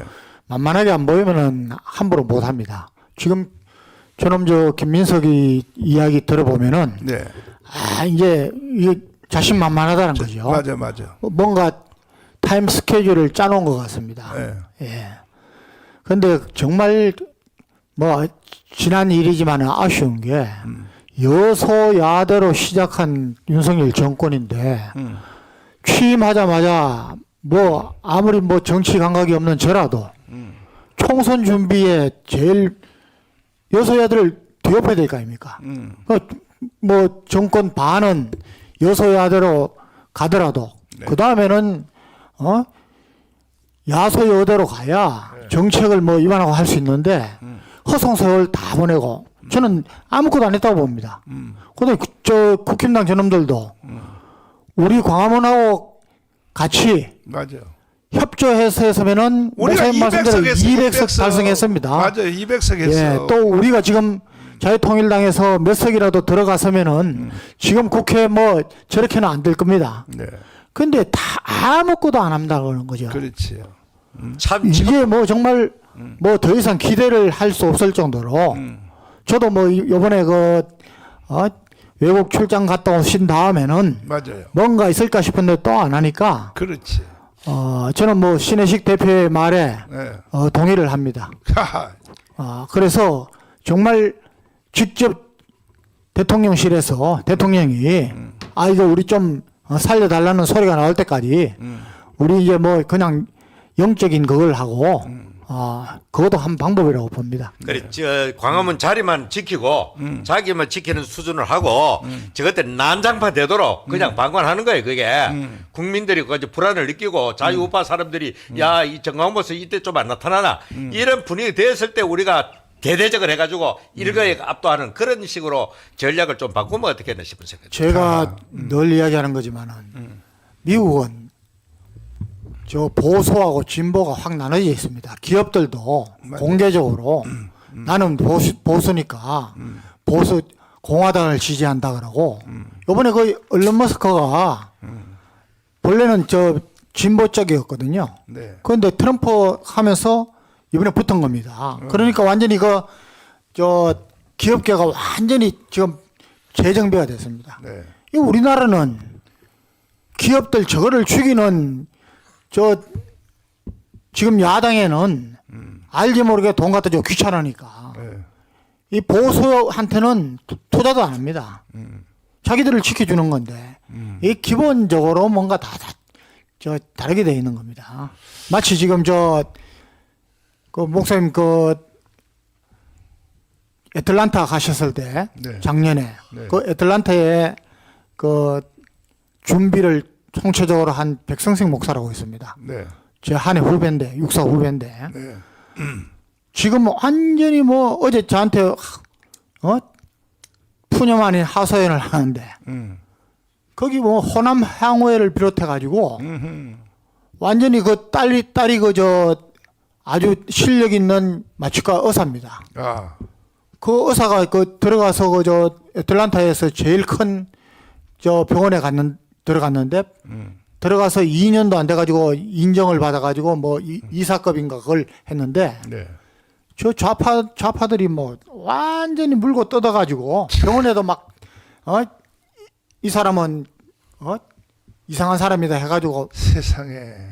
이게 우리나라에서 저는 정말 이해가 안 가는 게 미국 가서 생활을 하는 사람들이 왜 좌파 편을 듭니까? 참 기가 막혀. 이런 거 보면 정말 저는 우리나라 국민들 수준이 우리 대통령이 정말 결단을 내리지 않으면은 저는 개인의 불행뿐만이 아니라 우리나라 이제 끝난다고 봅니다. 대통령님 정말 결단하십시오. 제가 하루를 기도 한번 해보고 이번 광화문 집회를 우리가 할 것인가. 지금 쟤들은 10만 명 동원 명령 내려놨거든요. 이번 토요일 날. 그래서 할 것인가 안 할 것인가 내가 하루 기도해보고 내가 내일 내가 선포를 하려고 합니다. 왜냐하면 해줘봤자 어차피 또 박근혜처럼 또 탄핵되고 이명박처럼 또 깜빵이나 가고 말이야. 그럴 바에는 우리가 그동안 고생하는 게 뭐 있냔 말이야 도대체가. 우리가 무슨 뭐 돈을 달라 그랬어요. 뭘 달라 그랬어요 도대체가. 그래서 이제 이제 마지막 말씀 한마디 하고 이제 마치자고요. 이동훈 교수님. 이게 지금 윤석열 대통령을 이 상태로 둬서는 안 될 것 같아요. 어떻게 생각하세요? 예, 저도 그 참 계속되는 고민 중에 하나가 그건데 그동안은 사실은 우리 보수 우파들이 어떤 그런 정치적 이해득실보다 오히려 대한민국을 사랑했기 때문에 아무 이해득실이 없어도 우리는 우리 힘으로 그리고 우리가 아무것도 바라지도 않고 그러니까 비가 오나 눈이 오나 광화문을 지켜왔습니다. 근데 이제 지금 몇 년을 지나다 보니까 우리의 참 이런 순수한 마음들이 오히려 왜곡되고 오히려 우리의 노력들이 제대로 퍼져나가지도 못하고 그 다음에 오히려 이 기회주의 세력들이 득세하는 것을 우리가 방치한 거 아니라는 생각이 드는데 저는 대통령이 이 시점쯤에서 만일 내전을 저들이 선언했고 그리고 어제 지금 이 김민석은 50일 이내에 정권을 뒤집자 했거든요. 맞아요. 그럼 대통령은 그에 맞는 준비를 하셔야 됩니다. 다시 말하면 청와대도 그에 맞는 진영으로 싸울 수 있고 그리고 그 싸움을 그 싸움의 방법을 아는 사람들로 구성해야 되고 내각도 그렇게 구성해야 될 것입니다. 그래야만이 대통령이 정말로 이 좌파로부터 대한민국을 지키겠다고 우리는 믿을 수 있다고 생각이 들고 그런 면이 보일 때 우리도 목숨 걸고 싸우면 우리도 훨씬 더 힘이 나고 또 훨씬 더 용기 백배에서 싸울 수 있을 거라고 생각합니다. 목사님도 그런 점을 좀 고려해 주셨으면 좋겠습니다. 저기 지금 사실은 특검할 때에 박영수 그 사람이 총 책임자죠. 예전에요. 예. 예. 근데 돈 받았다고 해가지고 어제 12년 구형 받았죠. 12년 구형 받았죠. 네, 예. 절반만 해도 7년은 깜빵 가겠네. 그렇죠. 예. 네? 예. 근데 중간 리더가 윤석열이었었단 말이야. 네, 예. 이제 중간 리더가. 그 다음에 실무자가 누구냐? 한동훈이었죠. 한동훈이란 말이야. 그러니까 한동훈에 의해서 결국은 윤석열에 의해서 이재명이도 이명박이도 깜빵 가고 그 다음에 또 박근혜도 예. 탄핵되고 이런 일이 일어났단 말이야. 그러니까 나는 뭔가 책 잡힌 것이 있지 않느냐. 윤석열 대통령이 네. 그때 박근혜 탄핵하고 할 때 말이야. 그때에 뭔가 안 그리고서는 이렇게 행동할 수가 없거든요. 아니 선전포고를 하고 말이야 체제를 바꾸겠다고 막 노골적으로는 하고 이재명이가 이렇게 막 내전 상태로 가겠다고 하는데도 말도 한마디 못하는 걸 보면 이거는 뭔가 치명적인 약점을 잡힌 것이 있잖냐고 어떤 생각이 드세요? 그 목사님 이제 그런 우려도 가능하고요.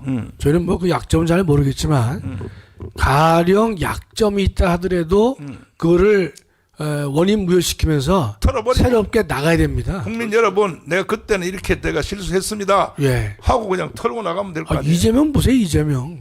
없는 말 있는 말 다 하고 있는데 제가 볼 때는 이제 윤 대통령이 그런 일이 혹여 네. 있다 하더라도 그런 떨쳐버리고 새롭게 나가야 될 것이다. 또 하나는 윤 대통령의 실력이 좀 없어요. 왜냐하면 말만 하고 행동이 없어요.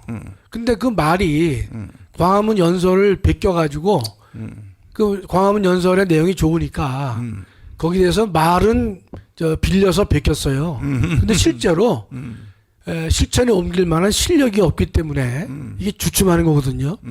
우리가 근데 유명한 축구 선수는요, 모든 선수들은 다 골을 넣길 원하잖아요. 그렇지. 근데 정작 훌륭한 선수는 골대 앞에서 골을 넣을 기회가 왔을 때 똥볼 차지 않고 정확하게 넣는 선수가 그렇지. 진짜 실력 있는 거 아니겠습니까? 맞아요. 기회가 주어지면 맞아요. 골로 맞아요. 이어지게 해야 되는데. 손흥민처럼 해야 돼. 예. 근데 지금 윤 대통령의 그 여러 가지 상황을 보면 기다리고 기다렸지만 정말로 말은 갖다 베낄 수 있어도 그를 실천에 옮길 만한 실력이 부족하기 때문에 이런 일이 벌어지는 것 아니겠나. 그래도 우리가 이 목사님께서는 넓은 힘의 멘토시니까 우리가 목사님 뭐 내일 기도해 보신다니까 기도해 보시고요. 저 목사님 하신 얘기 좀 기도 안 하겠습니다. 예. 그래서 목사님 기도하시고 나서 과연 우리가 이번 토요일 날은 어떻게 하는 것이 가장 대한민국을 살리는 그 일에 도움이 될지 목사님께서 한번 기도하시면서 네. 결정을 내려주십시오. 예. 홍덕 목사님. 예. 뭔 약점 잡힌 것 같아. 내가 볼 때. 뭐 진짜 태생적인 한계가 있습니다. 그 과거에 이 소위 말하는 이 현재 검찰 라인 그 대통령 포함해서 이 사람들은 과거에 좌파 정권에 그걸 통해 가지고 자기들이 성장했고 또 요직까지 올라갔기 때문에 뭔가 모르게 우리가 아무래도 예를 들어 이재명까지는 어떻게 할지 모르겠지만은 문재인까지는 전혀 그 손도 못 대다는 지금 요새 가지고 기껏해 가지고 무슨 뭐 딸 통해 가지고 했는 그런 거 그거는 아래 지역적인 문제 변주 굴리는 거죠. 문재인은 실질적으로 국가 체제를 부정하는 그런 사람 아닙니까 그게. 그런 사람은 갖다 근본적인 큰 죄는 그냥 아주 건드리도 못하고 그냥 세월 다 갚으리고 있는데 정말 이러다가는 정말 대한민국이 나는 끝장날 것 같습니다. 요즘 나는 절망감을 느낍니다. 우리 전 목사님들 말하는 캐나다의 땅을 요즘은 좀 사가지고 빨리 더 이상 희망이 없는 것 같아요. 왜냐하면 여기에 집 한 채 팔면요. 예. 캐나다 땅이요. 열 채 사요. 10채 사. 사후가 참 그만큼 저는 요즘 보면 무력감을 느끼고 절망감을 느낍니다. 그만큼 우리가 강원에서 응원을 하고 그 응원을 했으면 거기에 좀 이렇게 반응도 있고 해야 되는데 하잖아요. 지금 저것들은 전쟁을 선포하고 내전이라는 엄청난 말을 쏟아냈는데도 불구하고 거기에 대해서 대응 하나 못하는 그런 식물 정부 같아. 식물 정부고 이 지금 뭐 국민의힘은 그냥 자기들 내에 당 게시판 문제로 맨날 그냥 치고받고 싸움이 나고 저걸 무슨 집권당이라 말하겠습니까? 그러니까 천불나는 거는 좌파들은요 일사불란합니다. 항상 무슨 문제가 있으면 원탁에 해가지고 백낙천 같은 사람이 좌장돼가지고 뭐 이렇게 저렇게 헤드로 돌려버리면 전부 제도권 또 관변 난자 할 것 없이 총동원돼 가지고 촛불 들고 튀어나올 그런 준비를 지하에서 다 지금 움직이고 있다고 보는데 만일의 경우에 저것들은 저렇게 제도권과 제야 할 것 전부 다 한태로 어울리는데 이 보수파는 특히 국민의힘은 싸울 힘도 능력도 기술도 없으면서 어디 가가지고 부잣집 뭐 도련님처럼 어디 가가지고 따뜻한 집에서 밥이나 먹고 있다가 밖에 나오면 그 주먹제한테 한 방 맞아 울고 집에 들어가던 어릴 때 그런 데 있었거든요. 잘 사는 집 아들 부자들 부해가지고 잘 먹어가지고 몸집은 큰데 밖에 깡마른 깡패들 같은 아이들한테 친구들한테 한 대 맞으면은 찔찔 울고 싸우도 못하고 집에 들어가. 아니, 본인이 원래 코피 터트는데 선수권 따잖아. 그래, 대체로 그래서요. 그러니까 지금 국민이 꼭 그 꼴 하신 거예요. 내가 볼 때는. 한 번 싸울도 못하고 싸울 의지도 없고 생각도 못 하는 게라 저놈들이. 자, 그럼 좋다 이기라. 자기들이 못 싸우면은 제야이는 광화문 애국세라고 연대를 해야 될 거 아니라 이 개 같은 새끼들이 말이야 지금. 이제는 다 두드러 엎어버리고 지금 맞아요. 가가지고. 이제 요게 촛대가 옮겨갔어. 홍동현 목사도 옮겨갔어.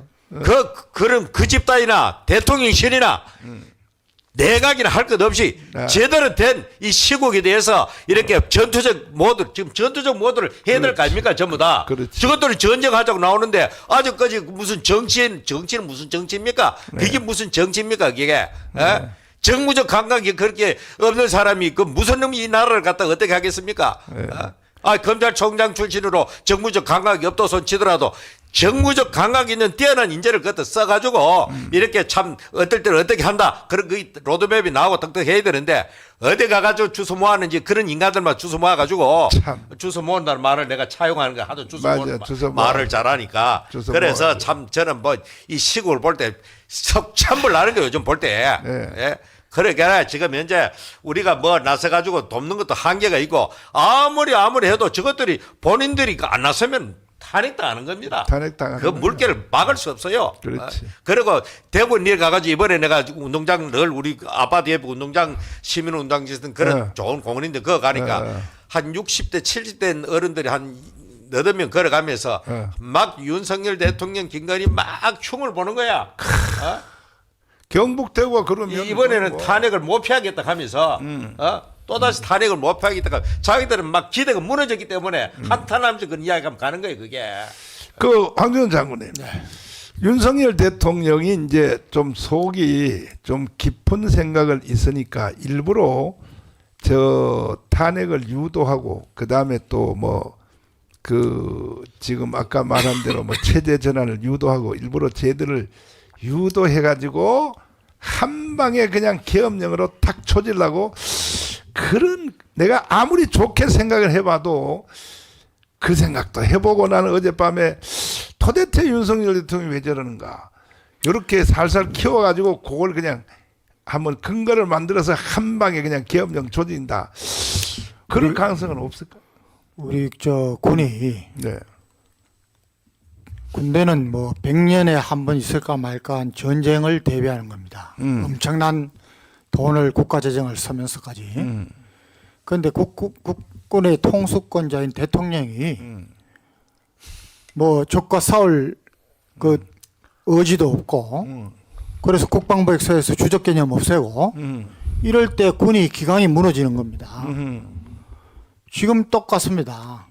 대통령의 권위가 다 무너졌습니다. 왜 무너집니까? 대통령이 옛날에는 왕입니다. 왕. 예? 왕에게 대들면은 이거는 반역죄거든요. 바로 삼족을 멸했습니다. 그렇지. 지금 그 더불어민주당을 비롯한 저 야권에 뭐 주사파 포함해서 뭐 좌파 운동권들은 저는 약점을 많이 갖고 있다고 봅니다. 예? 그 약점을 이용하라는 게 아니고 그런 약점이 있는 놈들이 저렇게 대놓고 나오는 것은 대통령의 권위가 없어졌다는 겁니다. 왜 없어집니까? 할 일을 안 하기 때문입니다. 예? 그 뭐 궁궐 안에서 무슨 일을 하고 있습니까? 지금 나서야 할 때 나서지 않으면은 군이 기강이 무너지듯이 보수파 다 떠납니다. 지금 다 떠났지 않습니까? 맞지. 예?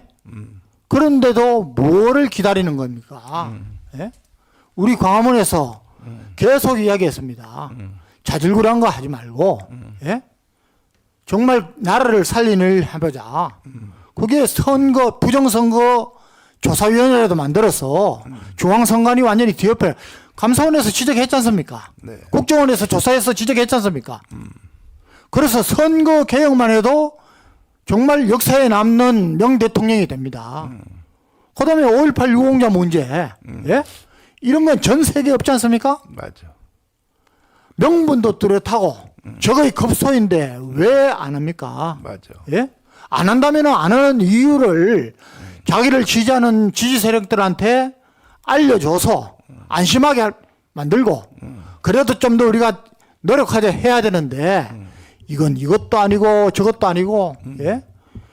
언론 방송이 뭐 좌파에 넘어갔다는 것은 우리가 다 알고 있지만은 그걸 다시 찾아오기 위해서 무슨 일을 합니까? 맞아. 예?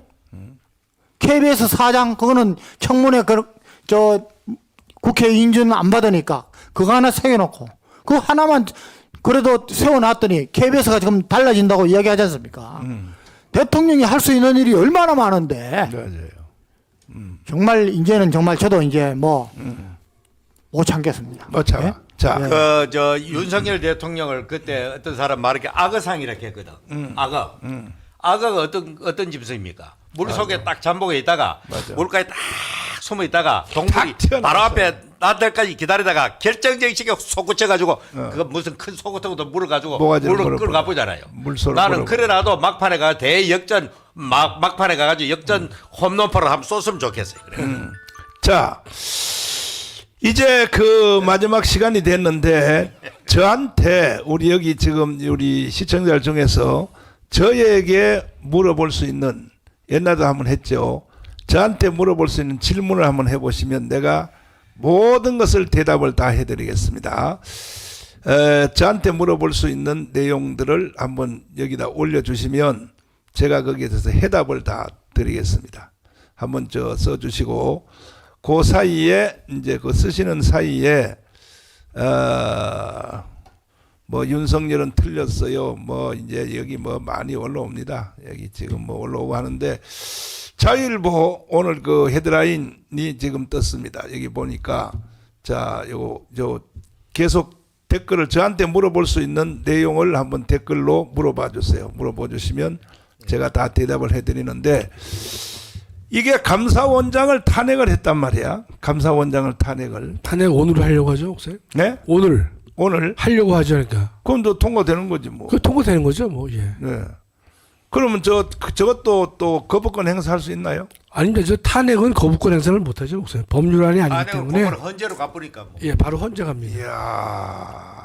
그러니까 탄핵되면 바로 감사원장 직무 정지가 되고요. 감사원은 7명입니다. 근데 7명 중에서 4명이 찬성을 해야만 의결할 수 있는데요. 감사원장이 없어지니까 6명이 합니다. 6명이 하면은 일절 결정을 할 수 없어요. 그걸 이제 민주당이 노리고 있는 거죠. 예. 참 정말. 그러니까 저 아시다시피 감사원장은 문재인 때 임명된 사람이거든요. 네. 근데 저 사람이 이제 문재인 시절에 네. 그 이 문제점들을 파헤치니까 네. 이제 안 되겠다 싶어서 탄핵을 하려고 하는데요. 독립된 헌법기관의 장이 탄핵된 케이스는 좀 처음입니다. 예. 네. 자, 지금 어쨌든 뭐 내가 보니까 이 국가가 개판이야. 이거 완전히 개판이고. 근데 윤석열 대통령이 정말 이해 안 되는 게 우리가 뭐 그렇게 무리한 요구한 것도 아니고 아니 부정선거 조사위원회 구축해달라. 그건 국회 동의 없이도 할 수 있잖아요. 그렇습니다. 조사위원회 그것도 김학성을 위원장으로 세워주고 거기다 현재 검사 한 2명 붙여주고 경찰 한 2명 붙여주면 한 달이면 끝나는 거거든요. 이거 부정선거 이거 100% 밝혀낼 수 있거든요. 근데 왜 이런 사정을 왜 안 들어주냐 이거지. 예? 왜 안 들어주냐는 거죠. 참 도저히 이해할 수가 없고 오늘은 뭐 윤석열은 집으로 가는 게 좋아요. 뭐 정가훈 목사님 결단해 주세요. 좋아요. 내가 하루 기도해보고 이번 토요일 날은 영하 5도래요. 영하 5도인데